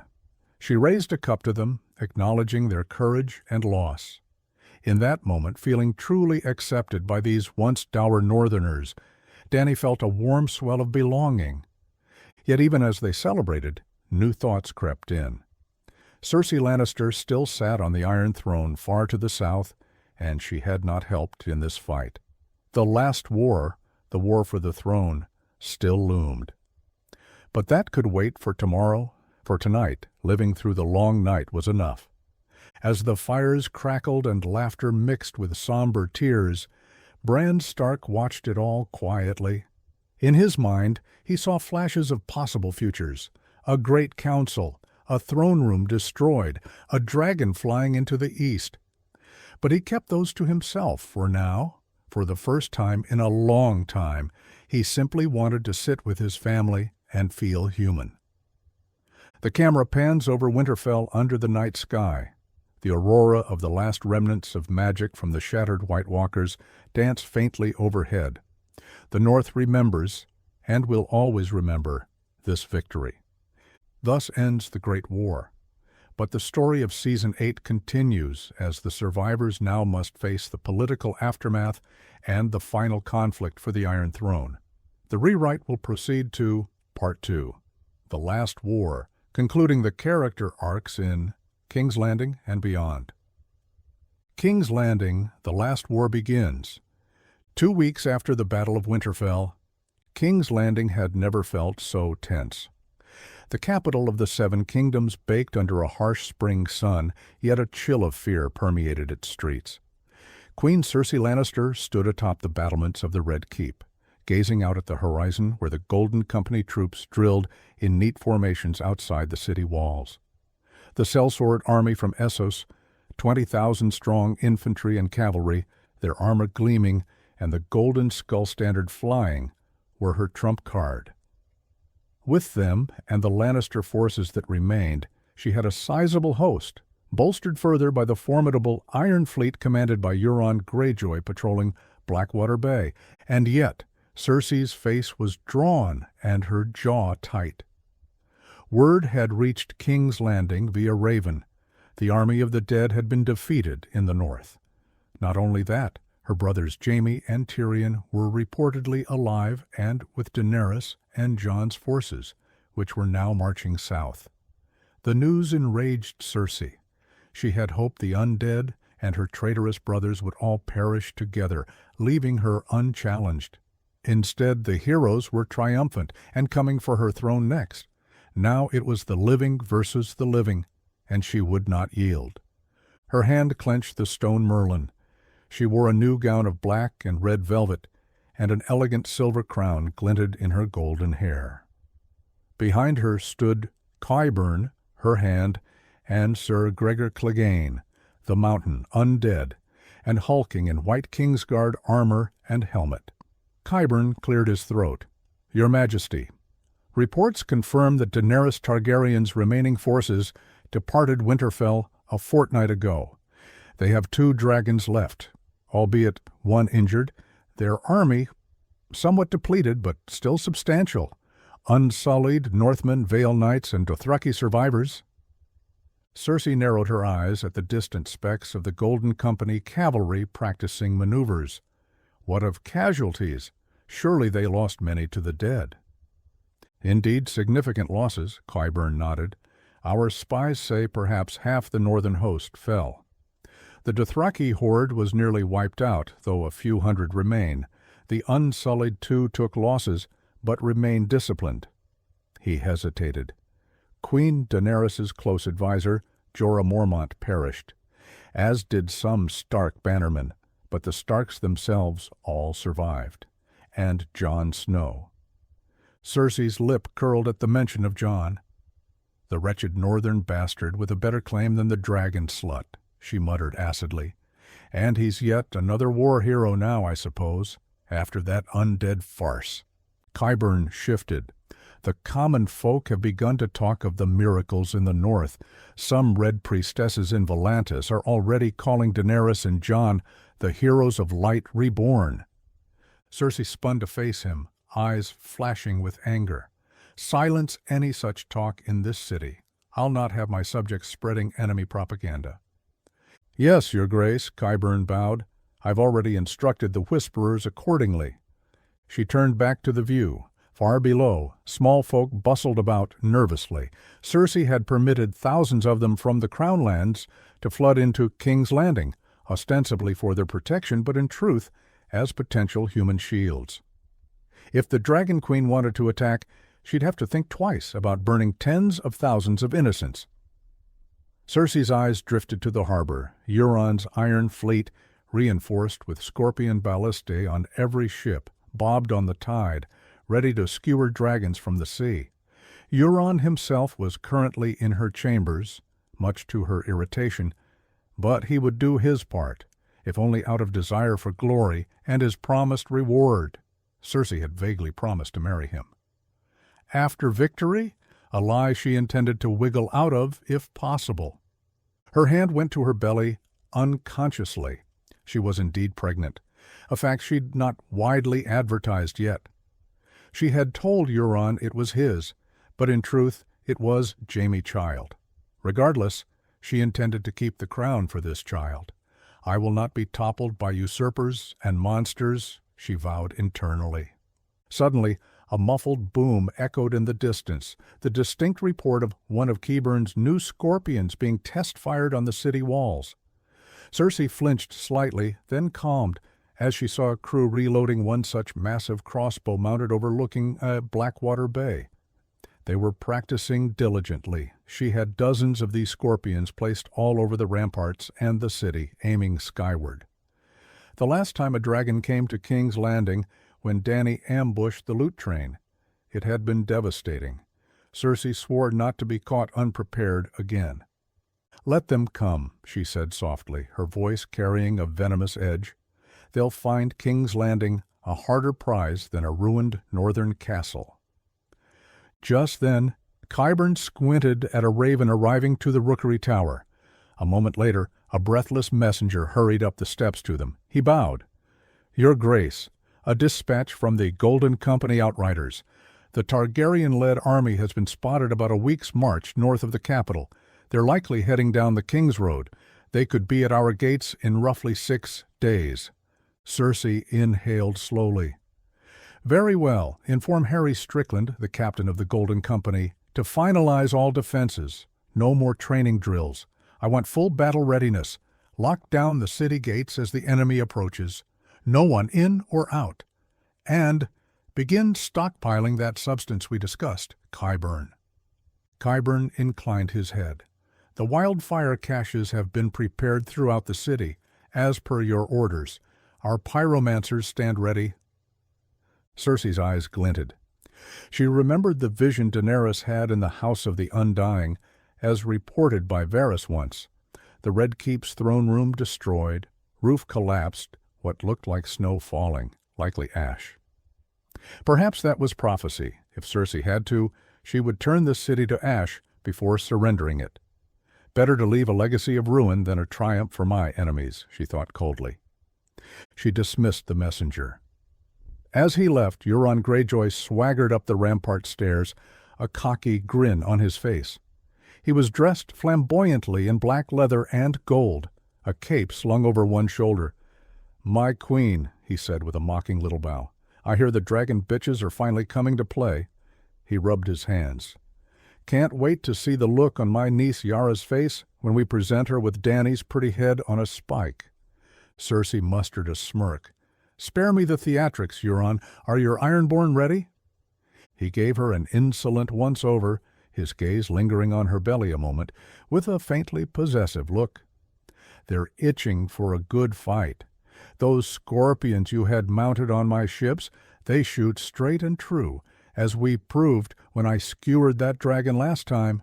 He gave a short laugh. "If the overgrown lizards come within a mile of the bay, we'll turn them into floating carcasses." Cersei nodded. "See that you do. Fail me, and—" Euron raised an eyebrow. "And what, love? You'll kill me, after I delivered you the Golden Company and kept your throne secure while your brothers were off on their zombie adventure?" He stepped closer, lowering his voice. "Relax. We've got this. By this time next week, we'll be celebrating our victory in this very tower, maybe christening the bed with our royal heir." He dared to put a hand on her abdomen. Cersei fought the urge to recoil, and instead placed her hand over his, removing it. "Win me the war first, then you can have what was promised," she lied smoothly. "Now, go ensure your ships are in proper position. I want no surprises." Euron shrugged, unbothered. "As you command, your grace." He winked and strolled off, whistling. Cersei watched him go with thinly veiled disgust. Qyburn cleared his throat again gently. "Your grace. And what of the populace? If it comes to street fighting—" "They will do as they're told," Cersei snapped. "The scum can cower in their hovels or take up arms for their queen. I care not. Just keep them out of my way." She glanced down at the distant city streets. She had ordered the guilds to distribute arms to any man or boy willing to defend the city. Some would out of loyalty or fear, others would hide. It didn't matter in the grand scheme. She took one last sweeping gaze of the city, her city, drenched in afternoon light. The Red Keep stood tall and obstinate above it all. She ran a finger along one of the red crenellations. How many had died for this castle, this seat of power? Her mind drifted briefly. Her father Tywin's toils in war, Robert Baratheon's rebellion, the Mad King's downfall by Jaime Hand, the irony that she now considered, unleashing wildfire just as Aerys once tried, was not lost on her. But she felt her reasons were more justified. She'd do it as a final act, not a first move of madness. She made her decision. "Have Sir Gregor double the guard around the Red Keep and the city gates. I will personally oversee the defenses from the keep when they arrive." Then she paused, and in a rare flicker of vulnerability asked quietly, "No word from Jaime?" Qyburn lowered his head. "None, your grace. It's likely Sir Jaime remains with the Targaryen forces." Cersei's face hardened again. "Then he is a traitor to the crown." She almost spat, then turned on her heel. "Come, we have more preparations to make."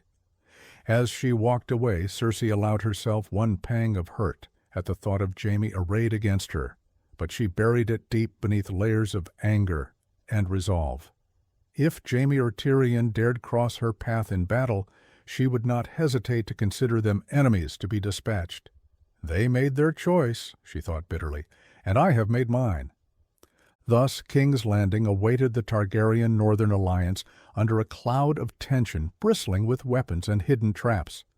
The final war for the Iron Throne was about to begin, and Cersei Lannister was determined it would end in triumph or utter destruction.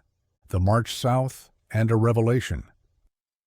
On the King's Road, the combined Stark Targaryen host trudged onward under the warm sun. The atmosphere within the army was markedly different from the march north before the Battle of Winterfell. Then it was grim and fearful. Now it was weary, but cautiously hopeful. They had survived the end of the world after all. What was a Lannister queen compared to an army of the dead? Morale was bolstered by that confidence, though tempered by fatigue and grief for lost comrades. At the head of the column rode Jon Snow and Daenerys Loras continued King's Landing. The last war begins. On the King's Road, the combined Stark Targaryen host trudged onward under the warm sun. The atmosphere was markedly different from the march north before the long night. Then it was grim and fearful. Now it was weary but hopeful. They had survived the end of the world. What was a Lannister queen compared to an army of the dead? Morale was bolstered by that confidence, though tempered by grief for lost friends. At the head of the column rode Jon Snow and Daenerys Targaryen side by side, leading their people south. Jon, dressed once more in his black northern armor and cloak, had Ghost padding at his horse's heel. Daenerys wore riding leathers and a light cloak. Both her dragons soared high above, their shadows occasionally rippling over the marching soldiers. Rhaegal, green-scaled and still carrying a slight wing injury, stayed near his mother, Drogon, but both flew eagerly. They seemed to sense their journey was nearing its end. Jon and Dany had snatched rare moments together on this march, but mostly they'd been busy attending to their forces. Now, with King's Landing only days away, Jon cleared his throat. The scouts report that King's Landing has closed its gates and fortified. Cersei's not going to surrender without a fight. Daenerys pursed her lips. No, she won't. She's gathered the small folk into the city too, likely to deter us from laying siege. Her tone was bitter. She hated the idea that innocents could be hurt in what was ultimately a war to depose one cruel ruler. Jon nodded. We'll have to be careful. We must avoid civilian casualties as much as possible. The people of King's Landing aren't our enemies. He looked at Dany meaningfully. He knew how desperately she wanted to punish Cersei, to take back what is hers, but he also knew Dany had a good heart beneath her fierce exterior. She'd always cared about regular folk, freeing slaves, and protecting the innocent. She's not the Mad King's daughter, Jon reminded himself. She saved the world with us. Daenerys sighed and gave a small smile. You sound like Tyrion, she said softly. He's always reminding me to think of the people. And he's right. As angry as I am at Cersei, I won't become a Queen of Ashes. She echoed Tyrion's own plea to her from before. We'll offer Cersei one more chance to yield. If she refuses, we target only military positions. The Red Keep, the Iron Fleet, the Golden Company. I'll use Drogon and Rhaegal as precisely as I can. Jon reached over and gently squeezed her gloved hand on the reins.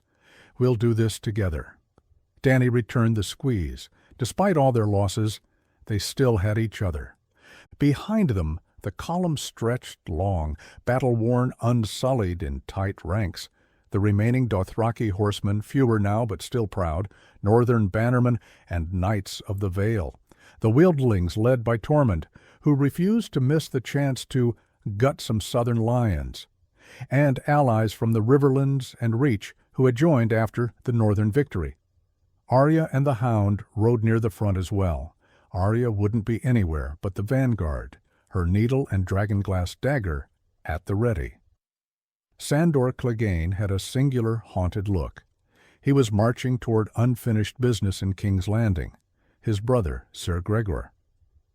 In the middle of the host traveled Tyrion Lannister and Jaime Lannister, often deep in conversation. Jaime had arrived from Winterfell slightly later. He lingered to ensure Brienne recovered from her wounds and to help organize the North's forces departing. Now the Lannister brothers were preparing for a confrontation with their sister. Tyrion was adamant about trying every means to avoid a slaughter in the city. Jaime carried a heaviness. He knew Cersei better than anyone, and he feared she'd never surrender.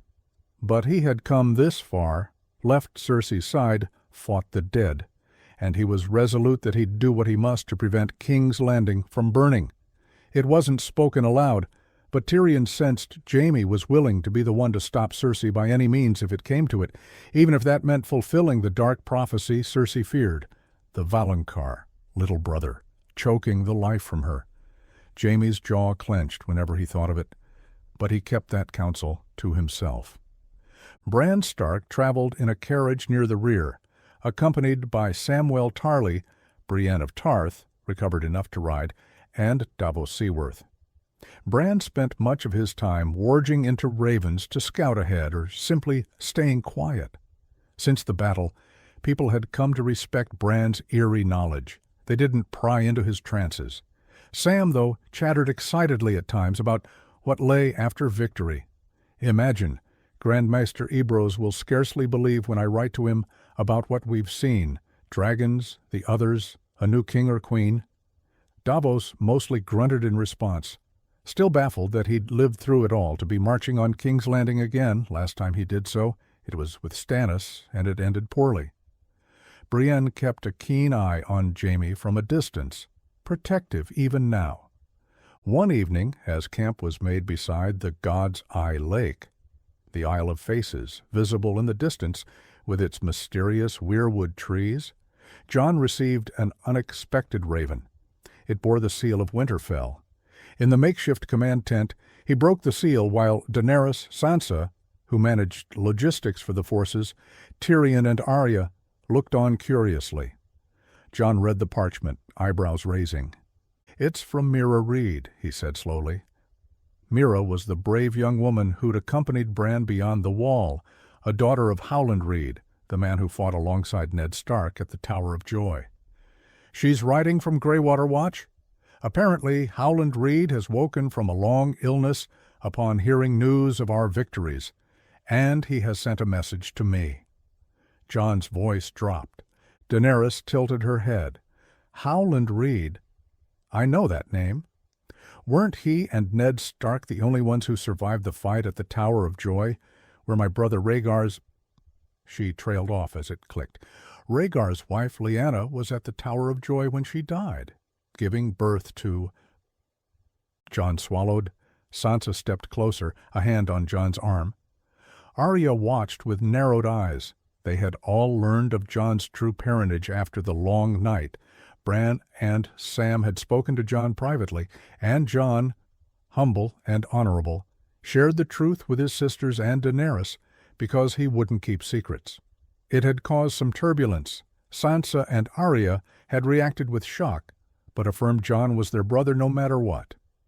Daenerys had been thrown off balance, learning that her lover was in fact her nephew, and had the claim to the Iron Throne by blood. It created a strain for a time, but the war with the dead quickly put those matters aside. Since then, Jon had publicly remained Jon Snow, content not to push his claim. He bent the knee to Daenerys out of love and because he believed in her claim. Dany, for her part, had been quietly wrestling with what Jon's identity meant, both politically and personally. But their bond was strong enough to endure it. Now this letter threatened to bring the issue to a head again. "It says Lord Howland Reed confirms my parentage," Jon said, voice hushed. "He was there when my mother Lyanna Stark gave birth. He witnessed Prince Rhaegar and Lyanna's marriage in secret. He enclosed a copy of a document." Jon unfolded a second parchment. It was a faithful copy of a Maester's record, a marriage between Prince Rhaegar Targaryen and Lyanna Stark in Dorne. The group studied it, heart pounding. This was hard evidence. "He says he's willing to come to King's Landing after the fighting to attest the truth to all the lords of Westeros," Jon added. Tyrion let out a low whistle. "That's significant." Ever the political mind, Tyrion's eyes darted between Jon and Daenerys. "With this, Jon, your claim to the throne is legal and strong. Stronger than Cersei's, stronger than Daenerys's, by strict primogeniture." Jon's face was troubled. "I told you I don't want it. I never did." He glanced at Daenerys with concern. She had gone quiet, rereading the document. Sansa bit her lip. She had come to respect Daenerys, but also felt fiercely protective of Jon's rights. Daenerys inhaled and looked at Jon. "This doesn't change who you are to me," she said softly. "You're Jon Snow, Aegon Targaryen by blood, yes, but the same man who flew a dragon with me and fought the Night King." She managed a small smile.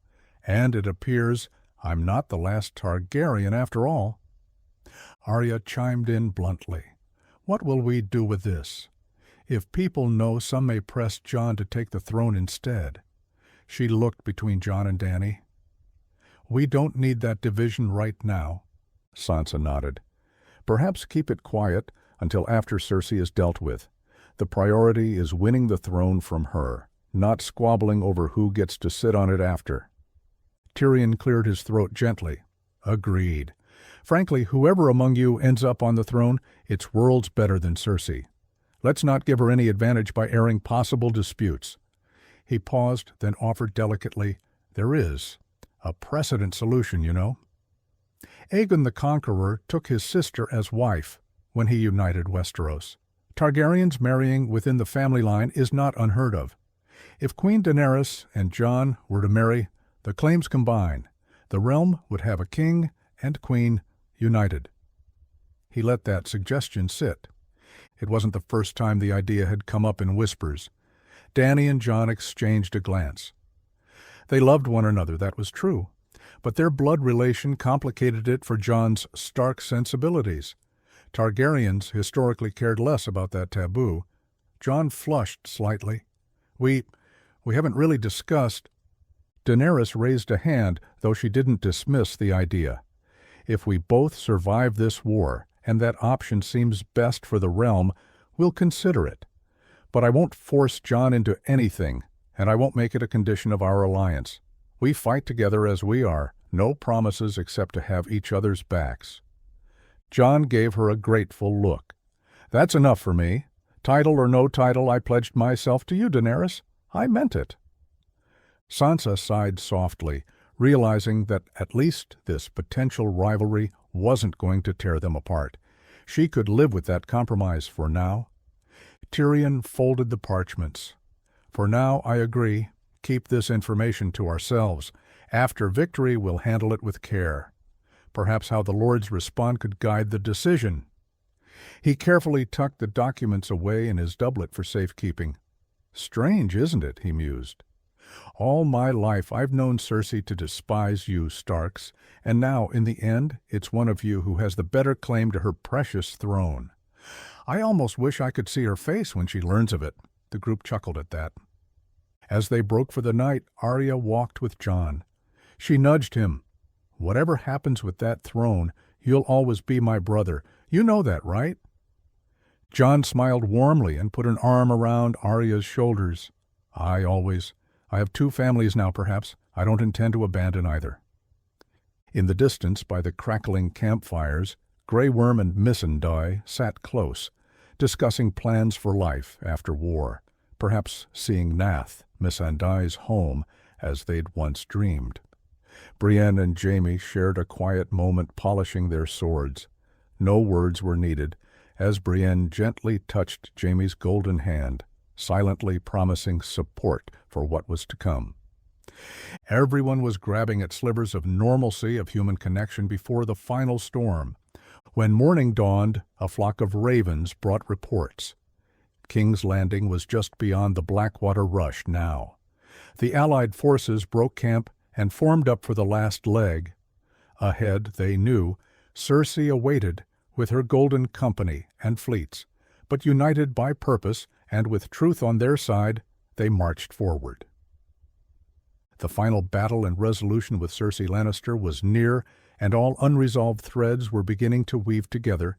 Jon's lineage, Tyrion and Jaime's fraught family ties, Dany's quest for the throne, Arya's list, still including one Cersei Lannister, the Clegane brothers' destiny, Bran's omniscient role, and the fate of Westeros itself after the wars. One way or another, the story's climax would unfold at King's Landing, the Battle of King's Landing. The Allied Northern and Targaryen forces encamped just outside King's Landing, on the north bank of the Blackwater Rush, by dusk of the 6th day.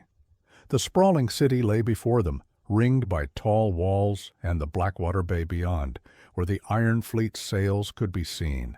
The Red Keep's towers speared the sky, the setting sun gilding its ramparts.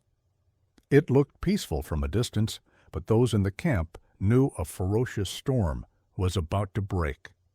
Within the Red Keep, Cersei Lannister watched from her balcony as the enemy banners came into view, Stark direwolves, Targaryen dragons, Arryn moons, even smatterings of Tyrell gold roses, carried by remaining Reach lords who had switched allegiance to Dany. Cersei's nails dug into her palms. She saw the dark smudge of the Dothraki horde circling their camp, the neat blocks of Unsullied, and her spyglass picked out 2 dragons perched beyond bow range on a hillside. One dragon, she noted, had an injured wing but still looked terrifying. Fear coiled in her stomach, but she set her jaw. This is my city. I have the advantage. She had artillery placed, wildfire caches hidden, and the Golden Company lined up behind the city gates, ready to ride out. That night, Tyrion made one last attempt at peace. Under a flag of truce, he rode up to the city gates accompanied by Davos and Jon Snow, with a few Stark men carrying torches. From the battlements above the main gate, Qyburn and a few Lannister officers emerged to parley. Cersei herself did not appear. Tyrion doubted she'd risk herself within arrow's reach, even under truce. Tyrion looked up, hands out. "I am Tyrion of House Lannister, hand of Queen Daenerys Targaryen. I wish to speak with my sister, Queen Cersei, if she'll hear me," he called. Qyburn stepped forward instead. "Her Grace the Queen is not inclined to indulge you, Lord Tyrion," he answered in his chilly voice. Tyrion exhaled, visible in the cooling air. He decided to try anyway. He had to believe some part of Cersei might listen to reason, if only to save her unborn child. "Qyburn, please relay this. We have 2 full-grown dragons and an army outside her walls. We do not wish to destroy this city or harm its people. Queen Daenerys offers Cersei the chance to surrender unconditionally. If she opens the gates and yields, her life will be spared, and she may take the Black or exile across the narrow sea. The bloodshed can end without King's Landing burning." Qyburn relayed something over his shoulder to a Lannister guard, likely sending the message to Cersei.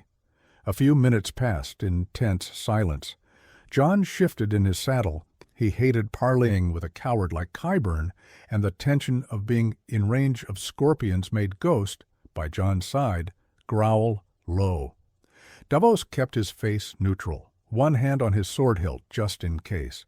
Finally, Qyburn called down, voice dripping contempt. "Queen Cersei's answer is this. Not one step back, not one breath of surrender. She says you fight tomorrow, and only one queen will remain by dusk. If Daenerys Targaryen truly cares about not burning innocents, she should turn around and sail back where she came from. Otherwise, their blood is on her hands." Tyrion's shoulders slumped slightly. It was as he feared. Cersei was not giving in.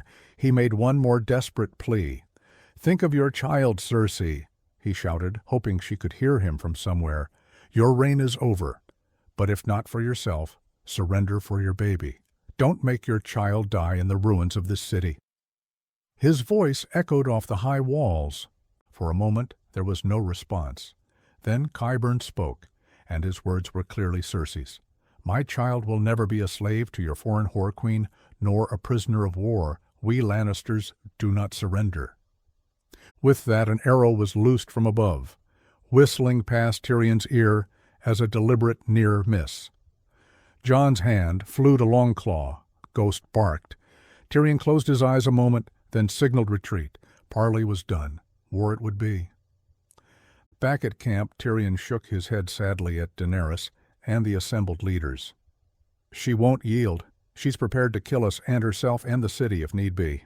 I know that tone. She's beyond reason." He looked utterly despondent, fearing what the next day might bring. Daenerys squared her shoulders. "Then we have no choice. We remove her by force." She turned to her commanders. "Grey Worm, prepare the Unsullied for an assault at the main gate at dawn. Jon Royce and the Vale Knights will support the left flank, the northern infantry on the right.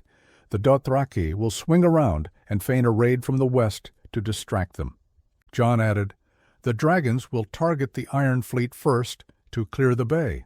Without their fleet, they can't escape by sea or harry our flanks. Then we take out the scorpions on the walls." They had scouted at least 20 scorpion ballistae on the battlements.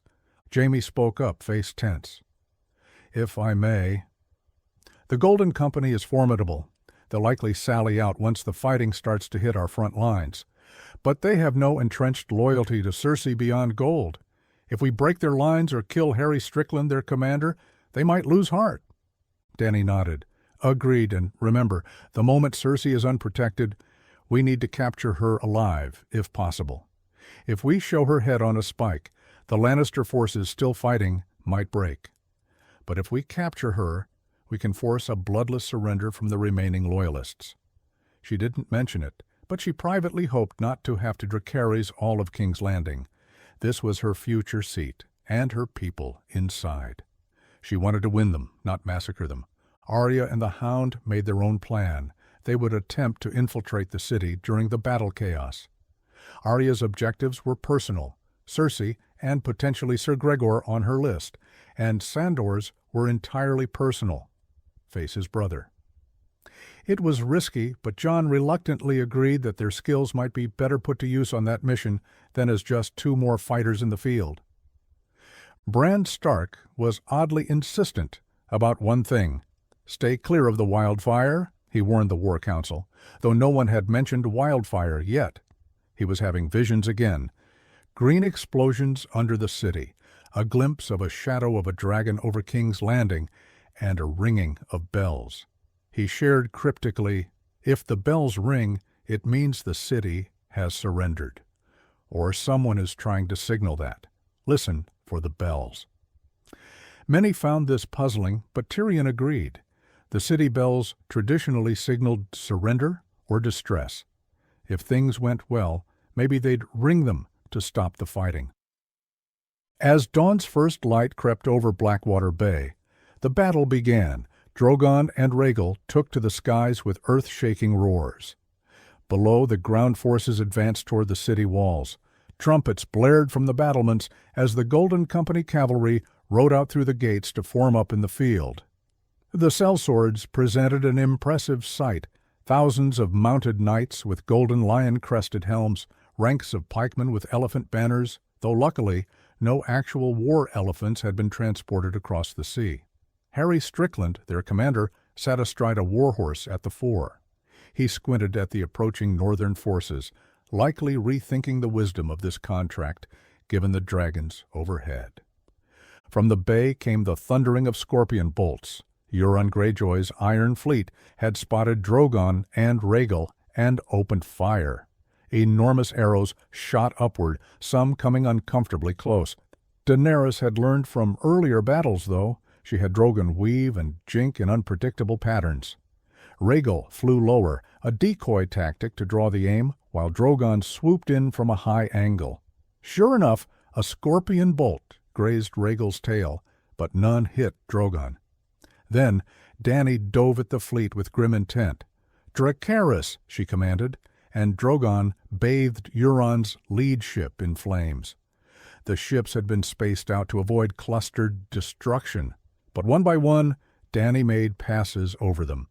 Euron's own flagship, the Silence, managed to loose a bolt that nicked Drogon's wing, but Drogon shook it off and blasted the Silence's deck with fire. Euron had to leap into the water to survive as his beloved ship went up in flames. The Iron Fleet was being systematically dismantled. On the ground, Grey Worm led the Unsullied in a disciplined march against the Golden Company. The two forces collided on the field just outside the city gates. The sellsword cavalry charged, but were met by a clever Northman pincer. Bronn, who had rejoined Tyrion and switched sides for the right price, led a group of archers who peppered the flanks of the Golden Company with dragonglass arrows.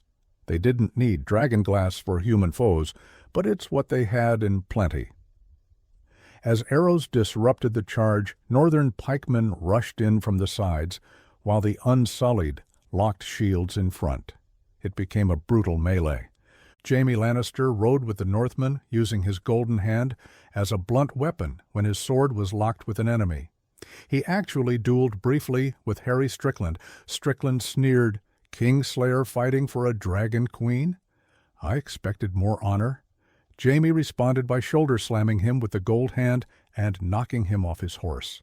When Strickland stumbled up, Grey Worm speared him through the thigh from behind and then struck him down, emotionless. With their commander down, the Golden Company wavered. At that moment, Rhaegal, ridden by Jon, unleashed a torrent of flame right in front of the city gates, blasting the rows of scorpion ballistae the Lannisters had mounted there. The gate towers erupted in flame, forcing Lannister archers to flee their posts. The Golden Company's front ranks were caught in the edge of the dragonfire and panicked, many retreating back toward the gates. Seeing an opening, Davos Seaworth signaled with his banner, a northern charge. The Knights of the Vale and Northern Cavalry, led by Jon Royce and Daenerys' sworn knight Ser Jorah's cousin as Jorah had fallen, thundered forward and smashed into the disarrayed Golden Company. Within moments, the sellswords broke completely. Those not killed were routing, throwing down arms, and running for the woods or toward the city, pleading surrender. Grey Worm raised his spear in victory and pushed the Unsullied onward. "Forward! To the gates!" he cried. The allied army converged at the main gates of King's Landing. Inside the city, seeing the Golden Company broken and the Iron Fleet burning, the common folk on the streets began to scream and race for shelter. The Lannister soldiers on the walls looked nervously to the Red Keep for orders. Some continued to fire arrows down, killing a few Northerners, but many began to inch backward. They remembered Dragonfire in the Loot Train battle. They saw their shield of hired swords vanishing. Cersei watched it all from the Red Keep with mounting fury and dread. Her plan was failing rapidly. She still had the wildfire caches, but those were a last resort trigger. She thought of Joffrey's death, of Myrkella's death, of how everything had been taken from her except this throne and this unborn child. Her face hardened into a mask of resolve tinged with despair. "If I'm going down, I'm taking all of them with me." She gave Sir Gregor a curt nod. The Mountain lumbered off to carry out her fail-safe order to ignite the wildfire if the city was lost. At the gate, Jon Snow dismounted Rhaegal. The dragon had sat down after being hit by a bolt in the shoulder, wounded but not fatally. Jon drew Longclaw and charged with the first wave through the shattered gates, Ghost racing at his side. Grey Worm and the Unsullied poured in with him, as did Arya and Sandor, who had caught up, and Jaime, Brienne, and others. They entered King's Landing proper. Lannister soldiers inside attempted a defense in the streets, but the sight of Grey Worm impaling their captain and Jon cutting through two men with ferocious northern zeal broke their will. One young Lannister officer suddenly dropped his sword and rang a nearby city bell frantically. The bells of King's Landing began to toll. First one, then another, then all across the city peals rang out. It was a sound no one could mistake, the universal signal of surrender. The Red Keep's great bell tower joined in, its deep boom carrying over the rooftops. Hearing the bells, the fighting gradually ceased. Northern and Unsullied troops paused, wary but hopeful. From the walls, some Lannister soldiers tossed down their swords, raising hands in submission. The small folk began crying out relief or confusion. Daenerys, circling above on Drogon to ensure no last treachery, heard the bells too. She guided Drogon to land in the outer courtyard, panting from exertion. She saw, with astonishment, Lannister men throwing open the city gates wider, signaling yield. They had won. Jon stood in a smashed gateway arch, Ghost by his side, listening to the bells. He exchanged a look with Grey Worm, who gave a small nod. Grey Worm had lost Missandei to Cersei's cruelty. She'd been executed in front of them prior and hungered for revenge, but even he recognized the better victory here. An enemy kneeling, not burning. For Missandei's memory, he restrained his wrath and ordered the Unsullied to hold position. However, one figure did not cease: Cersei Lannister. From her vantage, she saw Lannister soldiers beginning to surrender and lost all composure.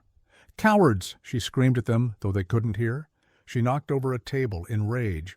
Her child kicked in her womb, or perhaps it was her imagination under stress. Tears of fury filled her eyes. She turned and stormed towards the throne room, where Qyburn and a few loyal guards waited. "They've wrung the surrender," Qyburn said nervously. "It would be wise to—" But Cersei was far beyond wise counsel. "No surrender," she hissed. "It's not over until I say it is." She looked at the Iron Throne, that cold, barbed seat that had been her sole comfort, and in that moment she made her final choice. Qyburn, do it. She meant the wildfire. Down in the city streets, Arya and the Hound had split off to head for the Red Keep. But as they navigated alleyways, Arya paused. The bells were ringing. "Sandor, they've yielded. The fight's done." The Hound growled, "Not for me. I have business." He was fixed on getting to the mountain. Arya put a hand on his arm. "Sandor, if you go in there now, you might not come out." He gave her a grim smile. I don't intend to come out. Go home, girl. You got what you came for. Your list is almost done. Arya's face tightened. Cersei was still alive, but likely to be captured within minutes. Her vengeance didn't require her blade now, just patience. She looked at the Hound, this scarred man who had oddly become her friend. Sandor, thank you. Her voice was small. For everything. He nodded almost gently. You want to thank me? Live. Forget about killing for once. Go live your life. With that, Sandor trudged off toward the keep's servant entrance, leaving Arya in the throng of civilians now, cautiously emerging from hiding. Back at the gates, Jaime Lannister pushed forward. The bells ringing had spurred him. He needed to get to Cersei, perhaps to save her from execution or to stop her from doing something rash. Brienne followed, concerned. Tyrion also hurried into the city, sticking near Jon and Davos for safety. The plan was to secure the Red Keep and capture Cersei quickly. Daenerys dismounted Drogon and met Jon just inside the gates. For the first time in hours, she smiled brilliantly at him. "We did it," she whispered. Jon grinned and took her hand, raising it in the air. The Northmen around cheered, unsullied tapped spear to shield and salute. Many small folk peered from windows to see the silver-haired queen and the northern hero in embrace. Some even cheered. The tales of the long night had spread, and small folk knew this pair had saved the realm. But that joyous moment was shattered in the next instant. A deep boom sounded from the direction of Flea Bottom, then another from near the Sept of Baelor's ruins. Green fire blossomed suddenly in the city, wildfire explosions. Cersei had given the final order. One explosion tore through a block of houses not far from the gate. The blast wave knocked Unsullied and Northerners off their feet. Another erupted by the docks. Panic seized the crowds. Wildfire? The Mad King's cache, or caches newly placed by Cersei? Whichever, it was here, and it was deadly. From the Red Keep's balcony, Cersei watched pillars of emerald flame and black smoke rise. She laughed, a high, keening sound of despair and triumph twisted together. If she could not have the city, she'd leave these usurpers naught but scorched earth. Daenerys, horrified, ran back to Drogon and took flight, searching for the wildfire source. She had to contain it or burn it out. Jon bellowed, "Help the people! Get them away from the fires!" Immediately, Davos and others started organizing bucket brigades and shepherding civilians out of danger zones. One particularly large wildfire cache erupted under the main street leading to the Red Keep. It sent stones flying like shrapnel. Jaime and Brienne were thrown to the ground by the shockwave. Jaime groaned, ears ringing, and realized with horror the Red Keep's lower levels were now on fire from spilled wildfire. He pushed up, dragging Brienne to her feet. "We have to get to her," he gasped. Inside the Red Keep, the Mountain had just finished skewering one of Qyburn's last pyromancers when Sandor Clegane appeared in the doorway, soot-streaked and eyes wild. Cersei was perched on the Iron Throne, holding Joffrey's old crossbow, the same Tyrion had once used on Tywin. She kept it as a memento in her hands. She glared as the Hound barged in. The Mountain stepped forward to guard his queen. Sandor spat at the sight of his undead brother. "Hello, big brother." The Mountain's helmeted head tilted, recognizing Sandor. Without a word, the massive knight drew his sword. Cersei, seeing Sandor was solely focused on Gregor, took the opportunity to slip off to the side of the throne dais and quietly exit through a side door. She intended to flee into the keep's maze, perhaps to the dungeons or tunnels beneath. Sandor let her go. His eyes were only on his hated sibling. Clegane Bowl commenced. Sandor rushed at Gregor with a roar. They traded mighty blows, the Mountain with his great sword, the Hound with a heavy axe he picked up from a fallen guard. Gregor was unnaturally strong, shrugging off wounds that would kill a normal man. Sandor took a grievous punch to the face that half-blinded him, but he laughed through bloodied teeth. "That all you got?" He hacked again, driving the Mountain back against a crumbling column. As flames started licking into the throne room from the hall, Sandor delivered a final tackle, sending both him and Gregor smashing through a weakened wall section. With a burst of brick and ash, the brothers plunged out of the Red Keep and into the inferno below, falling into a raging wildfire blaze consuming the courtyard. They disappeared in the green flames, together in death as in life. Meanwhile, Jaime found Cersei stumbling down a corridor near the map room. She was coughing from smoke, but still clutching her crossbow. When she saw Jaime, she froze, half raising the weapon in paranoia. "Jaime?" she croaked. Her eyes were red from smoke and tears. Jaime approached slowly, hands out. "It's me. I'm here." She shook her head, disbelieving. "You betrayed me. You left me." "I'm sorry," Jaime whispered. He gently pushed the crossbow aside. She was too weak to resist. "It's over, Cersei. Please, come with me. I'll get you out." Tears spilled down her cheeks.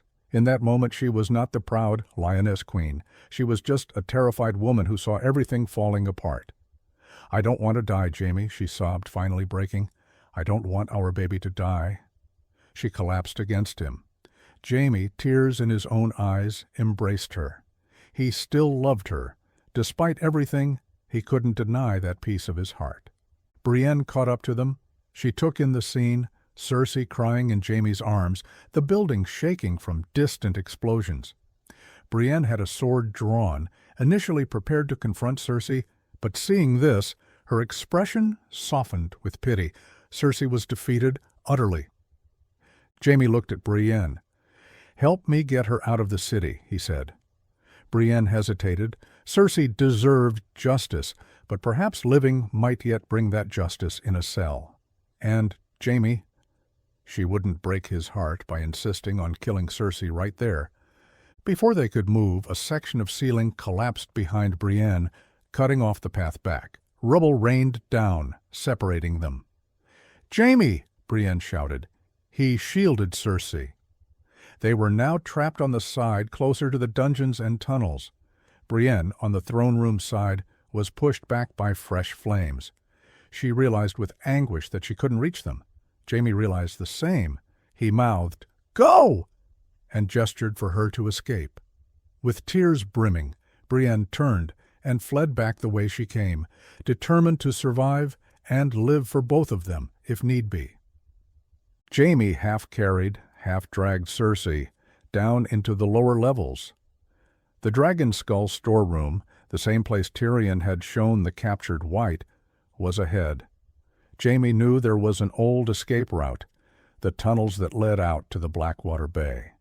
Maybe a dinghy was still there. He urged Cersei on. Just a little further. Above ground, the wildfire explosions had begun to die down as the caches spent themselves. Thanks to quick action, much of the city was still intact, aside from a few districts in flames. Daenerys and Drogon had managed to blast fire breaks around some of the wildfire blazes, containing them to certain areas. Jon and Davos organized bucket lines and the evacuation of burning neighborhoods. Tyrion found himself helping a mother and daughter out of rubble, reflecting grimly how similar this was to when he led the defense of the city years ago. Except now, he was saving King's Landing from his own family's madness.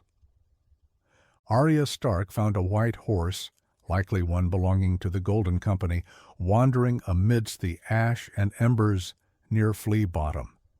In a scene almost surreal, she gently approached the frightened animal and stroked its mane. The horse seemed to calm, as if recognizing her calm amidst chaos. Arya mounted it, soot and blood on her face, and steered it through the devastated streets toward the Red Keep. She wanted to find Jon or her siblings. She wanted to be sure they were safe.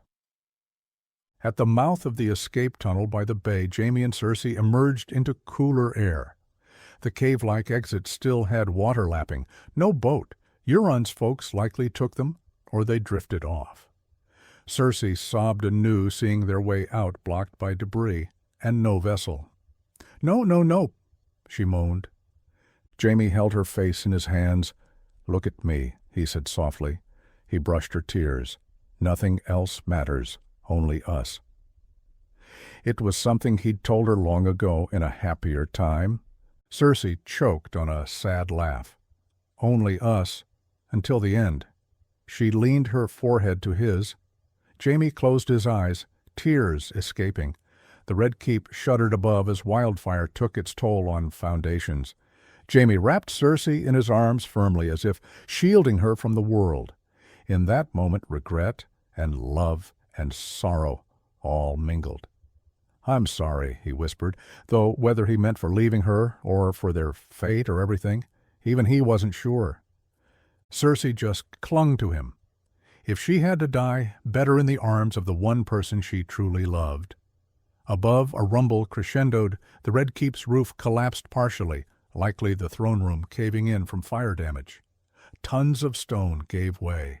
The tunnel entrance trembled. Jaime kissed Cersei one last time on the lips, gently, as the ceiling fell.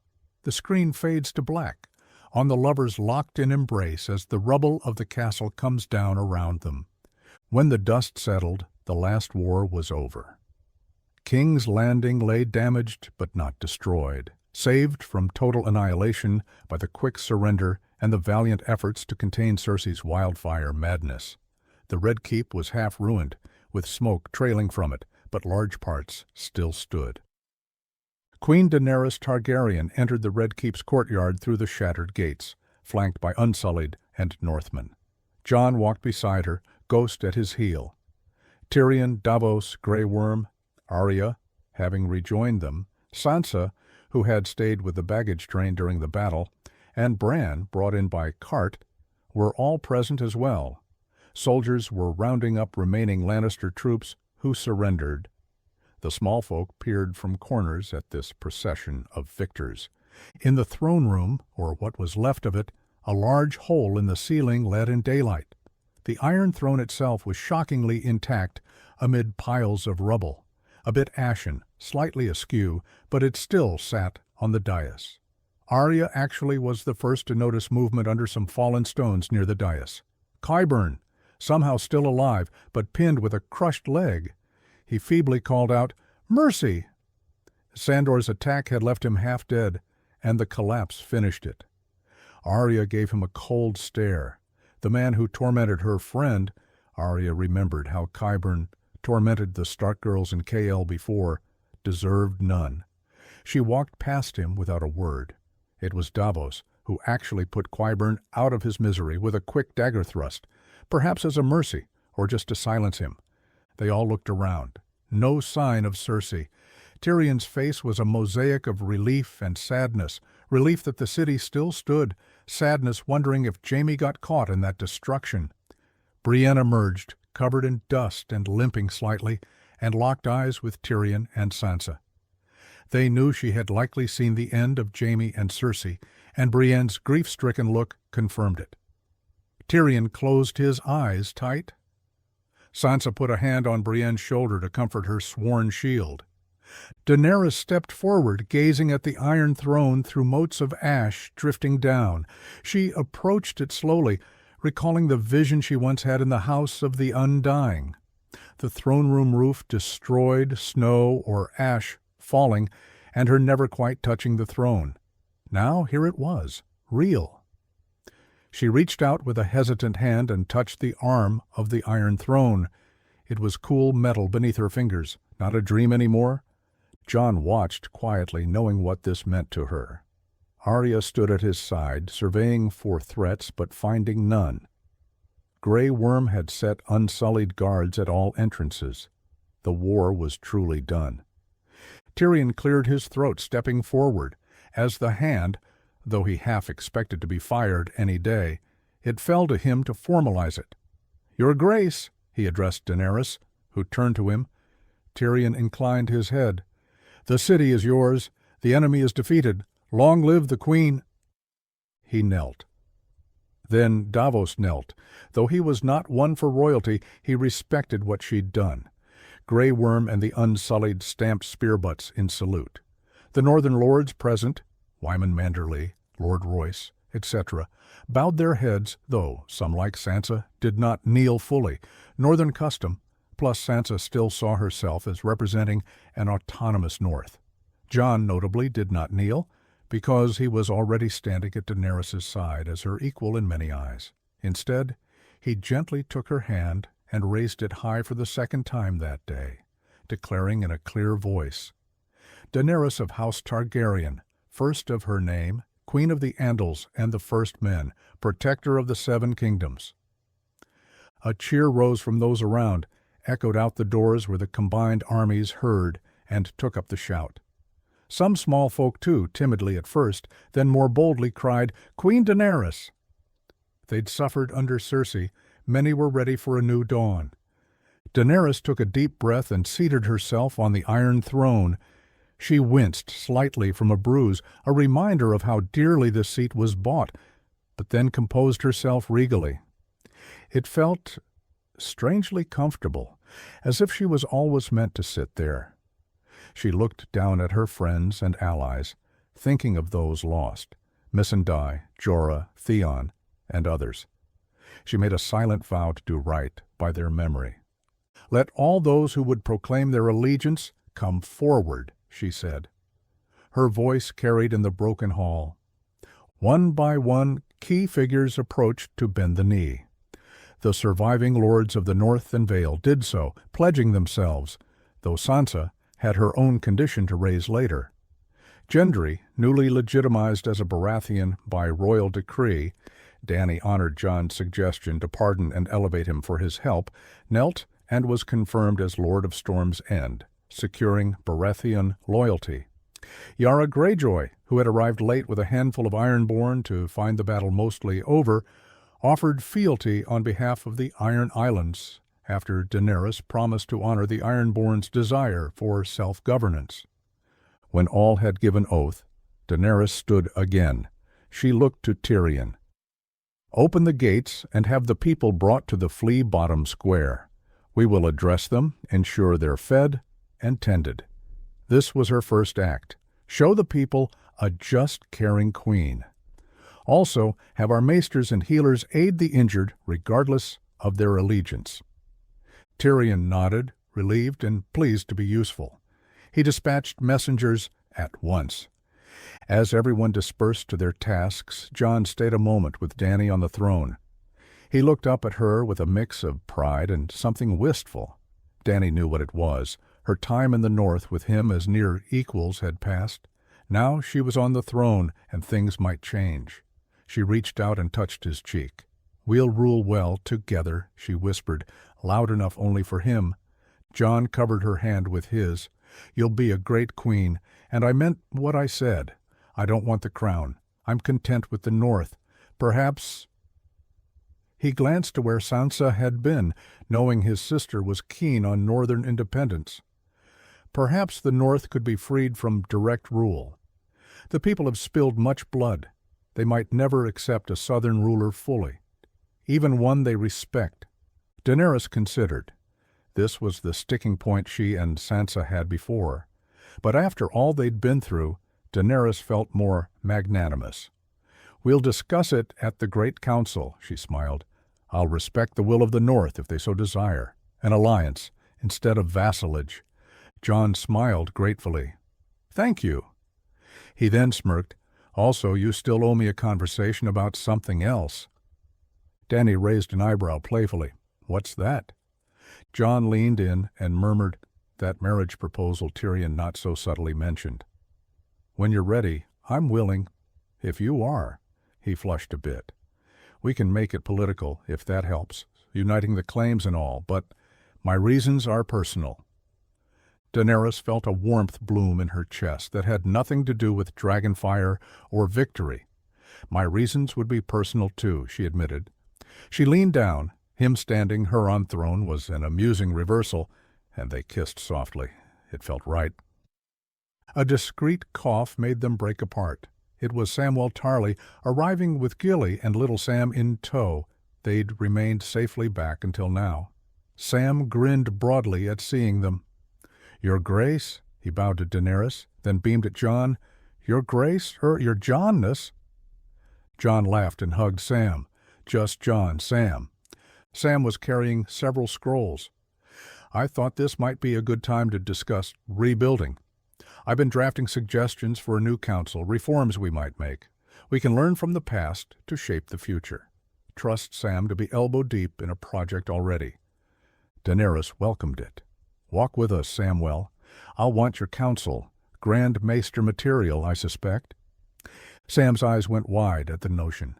If that's what helps the realm, I'd do my best." They left the throne room together down the steps. Outside, the capital was battered but alive. People were emerging onto the streets, haggard but hopeful that the fighting was over. Bran Stark sat under the shade of a cracked archway in the courtyard, watching events with his distant calm. He had just told Sansa quietly of Jaime and Cersei's likely fate, having glimpsed it in a vision to confirm. Sansa sighed. She wouldn't mourn Cersei, but she did remark she died with the only person she ever truly loved. It's poetic in a way. Tyrion overheard and silently agreed, raising a wineskin and a little toast to Jaime's memory. Bran then said to Sansa, "It's nearly time, isn't it, for the lords of Westeros to gather and decide the future?" Sansa nodded. Daenerys intended to call a great council once immediate chaos was settled, a meeting of all major lords to formally recognize the end of the war and Daenerys's reign, and possibly address Jon's lineage issue. Sansa had something to bring up there, northern independence, but she suspected Dany might actually grant it, given her promise to Jon. Sansa also had noted the budding plan for Jon and Dany to marry, which she supported, especially if the North could be a separate kingdom allied by blood. She smirked to herself. Her brother might become king consort of Westeros, and still king in the North, in effect. Ned and Cat could never have imagined this outcome for their supposed bastard son. Later that day, in the great plaza of King's Landing, Queen Daenerys addressed the populace from a platform, the ruins of the Sept visible behind, symbolic of the end of one era and start of another. She promised to rebuild better, to feed the hungry, to ensure justice for all, and to break the wheel of tyranny that had caused so much suffering. She acknowledged the heroism of Northmen, Dothraki, and Unsullied alike in saving the realm from darkness. She declared that going forward, the Iron Throne would not be the sole determinant of power, hinting at a more council-based rule. People listened warily at first, but then with growing enthusiasm as her words sank in. This was not Cersei speaking with threats. This was a liberator queen who fought for them. Tyrion watched the crowd's reaction and noted relief on many faces. His queen's victory speech was going well. He did, however, catch sight of a few skeptical southern lords in the mix. Not everyone was completely sold. That's where Jon comes in, Tyrion thought. Jon's popularity among the common folk as the White Wolf and the hero of Winterfell, and nobility, the honorable king in the north who gave up his crown to save the world, would help cement the new regime. Sure enough, after Daenerys spoke, Jon was nudged forward, not one for speeches. Normally, Jon simply raised his voice and said, "We came together to defeat death itself. Men, women, Dothraki, Ironborn, all of us. We survived because we united. Let's keep that unity now, in peace." His earnest words and reputation further reassured the masses. A ripple of applause turned into louder cheering. It was an auspicious start. In the following days, King's Landing worked to recover. The Red Keep was partially rebuilt. Daenerys had work crews salvage what they could, but she actually instructed that the throne room remain roofless for now. A reminder, she said, that even the mighty can fall, and that rulers should never feel too secure under solid stone. The sky keeps us humble. It also made the throne room bright and open, almost symbolic of her reign's intended transparency. They found Jaime and Cersei's bodies under the collapsed tunnel, still entwined. Tyrion oversaw their quiet burial in the crypts beneath the keep, placing them next to Tommen and Myrcella. He had no love for Cersei's actions, but it was still his family, and he ensured they had some dignity in death. Brienne later completed Jaime's entry in the White Book of the King's Guard, praising his heroism in the Long Night and the Last War, ensuring his legacy reflected his redemption rather than just his early shame. When the Great Council convened weeks later at the Dragon Pit, delegates from all 7 or possibly 6 kingdoms arrived. It was far more orderly and optimistic than the summit they had there before. Daenerys sat at the head of the gathering with Jon to her left and Tyrion to her right. Sansa Stark sat with the Northern Lords, Bran beside her, looking as enigmatic as ever but occasionally offering a confirming nod if historical facts were debated. He had become a living reference. Arya actually stood guard at the periphery with the Hound's vacant spot by her side. She wasn't one for councils, but she was there for her family regardless. Davos, Brienne, Gendry Baratheon, Yara Greyjoy, Samwell Tarly representing the Reach with Gilly at his side, Robin Arryn of the Vale, guided by Jon Royce. The new Prince of Dorne arrived with an entourage offering support to Dany for freeing the world from endless night, and others attended. At the council, several decisions were ratified. Daenerys Targaryen was unanimously recognized as Queen of the 7 Kingdoms. Her claim and her deeds left no viable opposition. Tyrion quipped that technically 6 kingdoms would be under her, as there was a proposal to grant the North independence, but Dany graciously stood and announced it herself. Henceforth the North shall be an allied kingdom, ruled by the Starks of Winterfell, bound to the Iron Throne by friendship and blood, not by subjugation. Sansa and the Northern Lords smiled deeply at this. Sansa publicly swore to Daenerys that the North would always come to the realm's aid in times of need, and thanked her for respecting their unique culture and sacrifices. The Lords of the North declared Sansa Stark as the Queen in the North. With Bran's assent and Arya cheering, Jon had no interest in ruling Winterfell, preferring a quieter life, which he'd earned.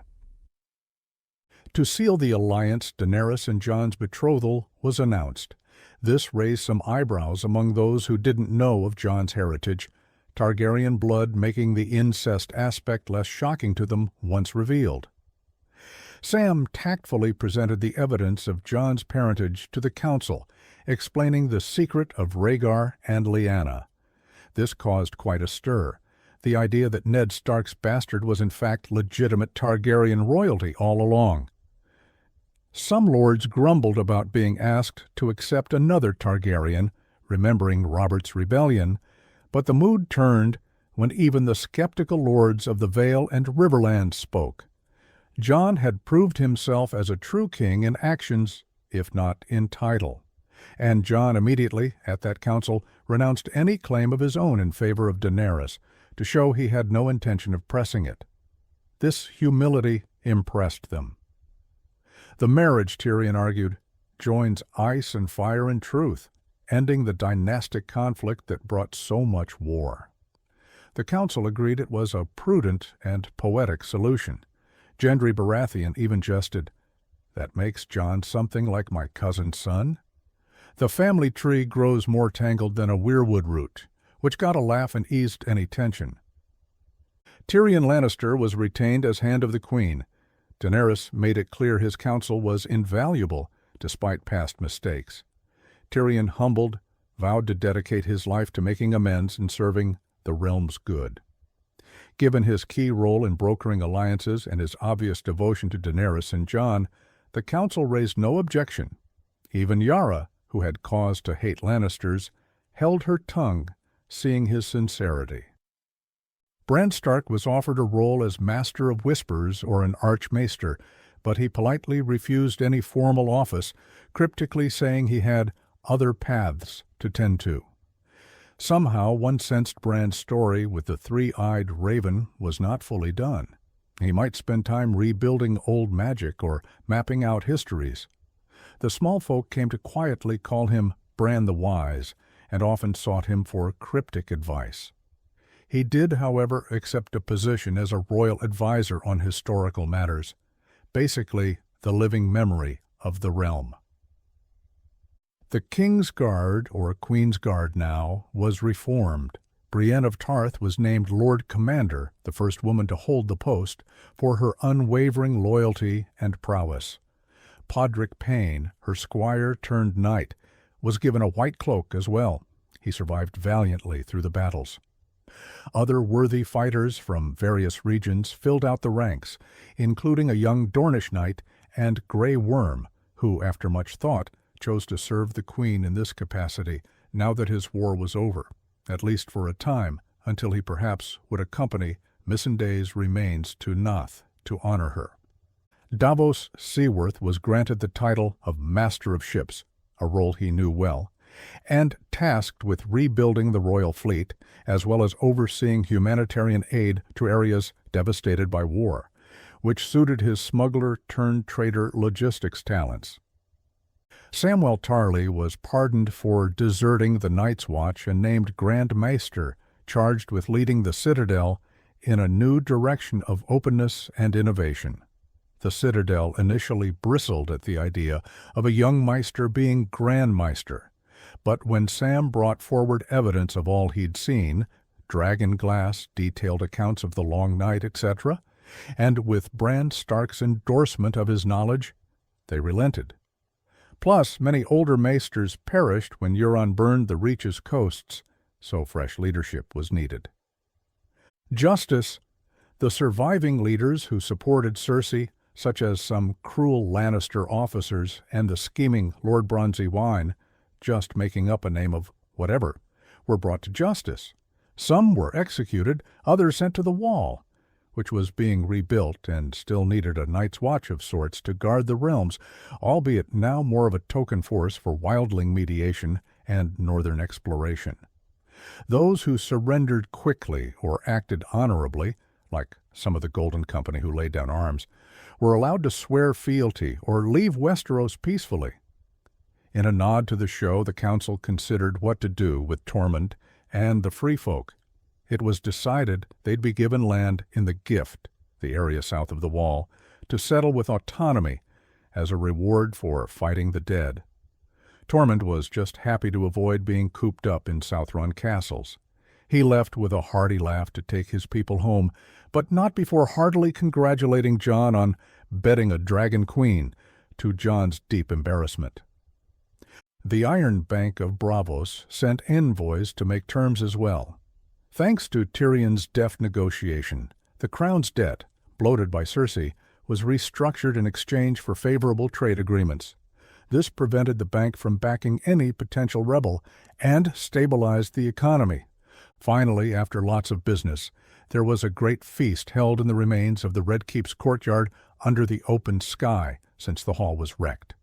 It echoed the Winterfell feast after the long night, but this time with an air of genuine celebration of peace, not just relief. In a corner of the feast, Arya sat with Gendry. He was now Lord Baratheon, something Arya teased him about. "Don't get too lordly on me," she smirked. "I liked you better as a clueless smith." Gendry grinned. "Aye, but a lord can do this." He pulled out a small box containing a finely wrought steel hairpin shaped like a dire wolf. "A little gift. I had it made from the first bit of Baratheon steel I oversaw as lord." Arya took it, turning it in her fingers. It was deadly sharp, too. Of course, he'd make even a hairpin a potential weapon. She blushed slightly, which was rare for her, and murmured thanks. Their journey had drawn them together, and now in peacetime they could explore that without the rush of impending doom. When Gendry asked her shyly if she'd consider maybe being the Lady of Storm's End one day, Arya responded by throwing a loaf of bread at him, then kissing him when he looked offended. "We'll see," she said. "I have some exploring to do first." True to her adventurous spirit, Arya later decided to sail west of Westeros for a voyage, with Gendry supporting her. If she returned, she might settle down, but Arya was never one to be tied down immediately. Another sweet moment. Sansa Stark danced a short, impromptu dance with Tyrion.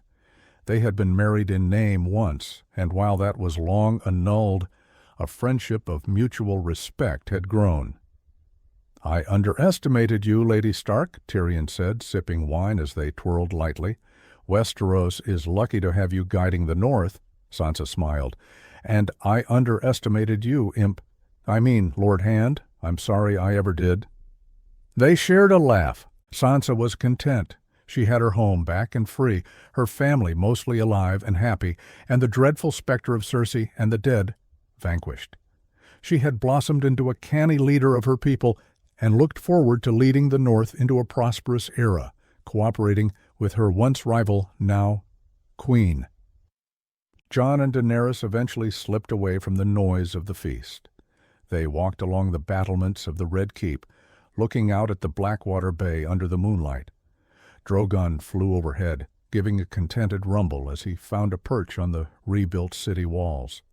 Rhaegal was resting in the dragon pit, healing nicely. Soon both dragons would be fully fit and patrol the skies as living deterrents to any would-be threats.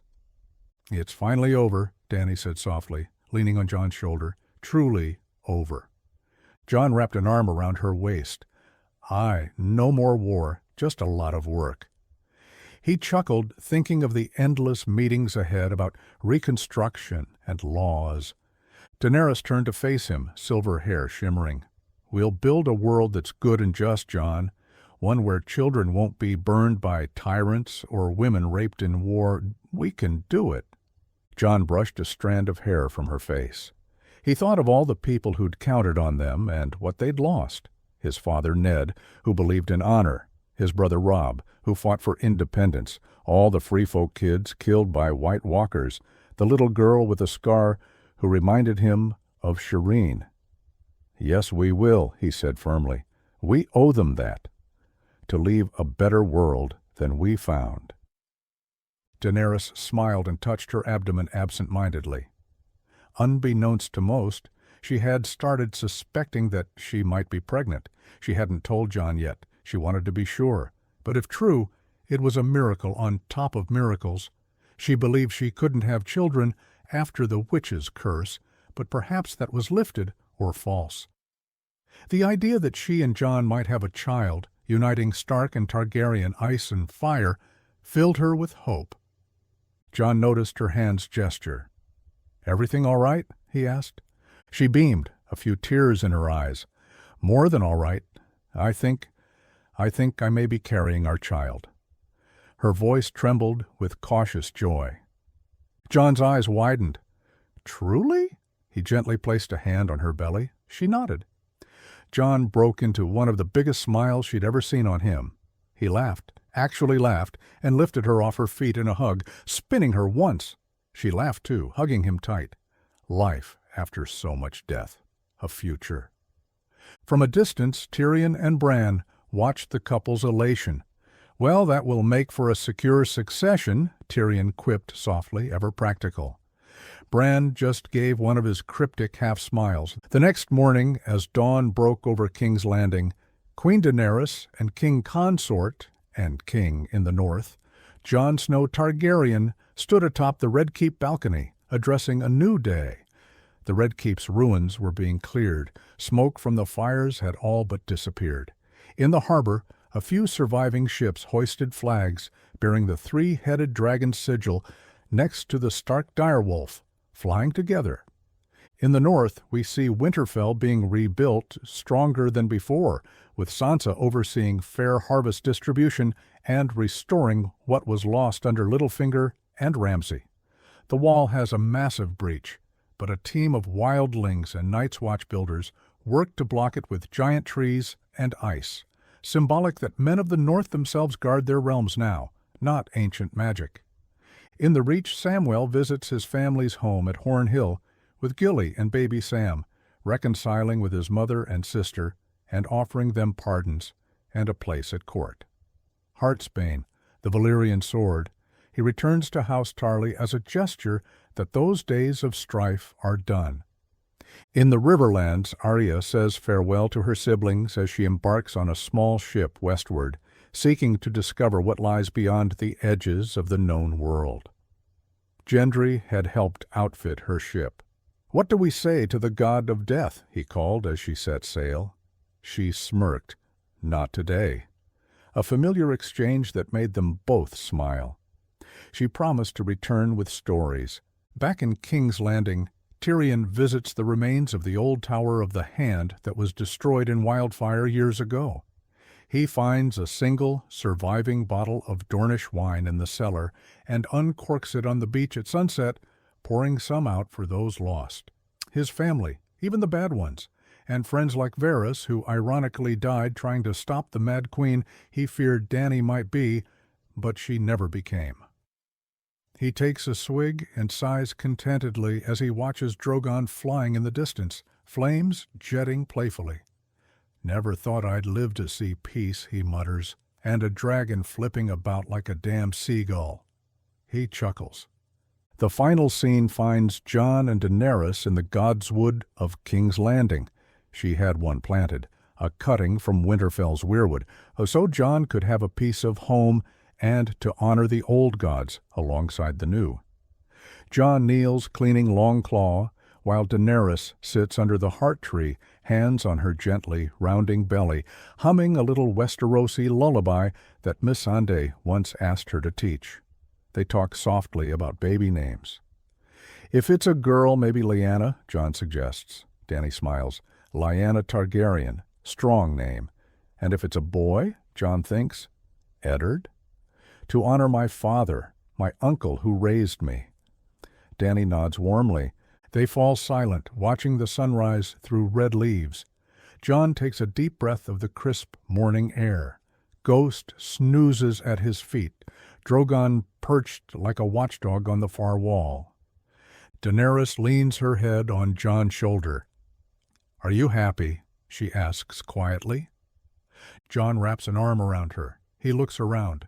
The peaceful yard, the sound of distant city life beginning, his family safe, his people free. For the first time in a long, long time, he truly is. "Yes," he replies, kissing her forehead. "I am." She closes her eyes, content. "Me too." Above them, a stray white raven from the citadel flies across a golden sky, heralding not just the end of winter, but the dawn of a new spring and a new era of peace.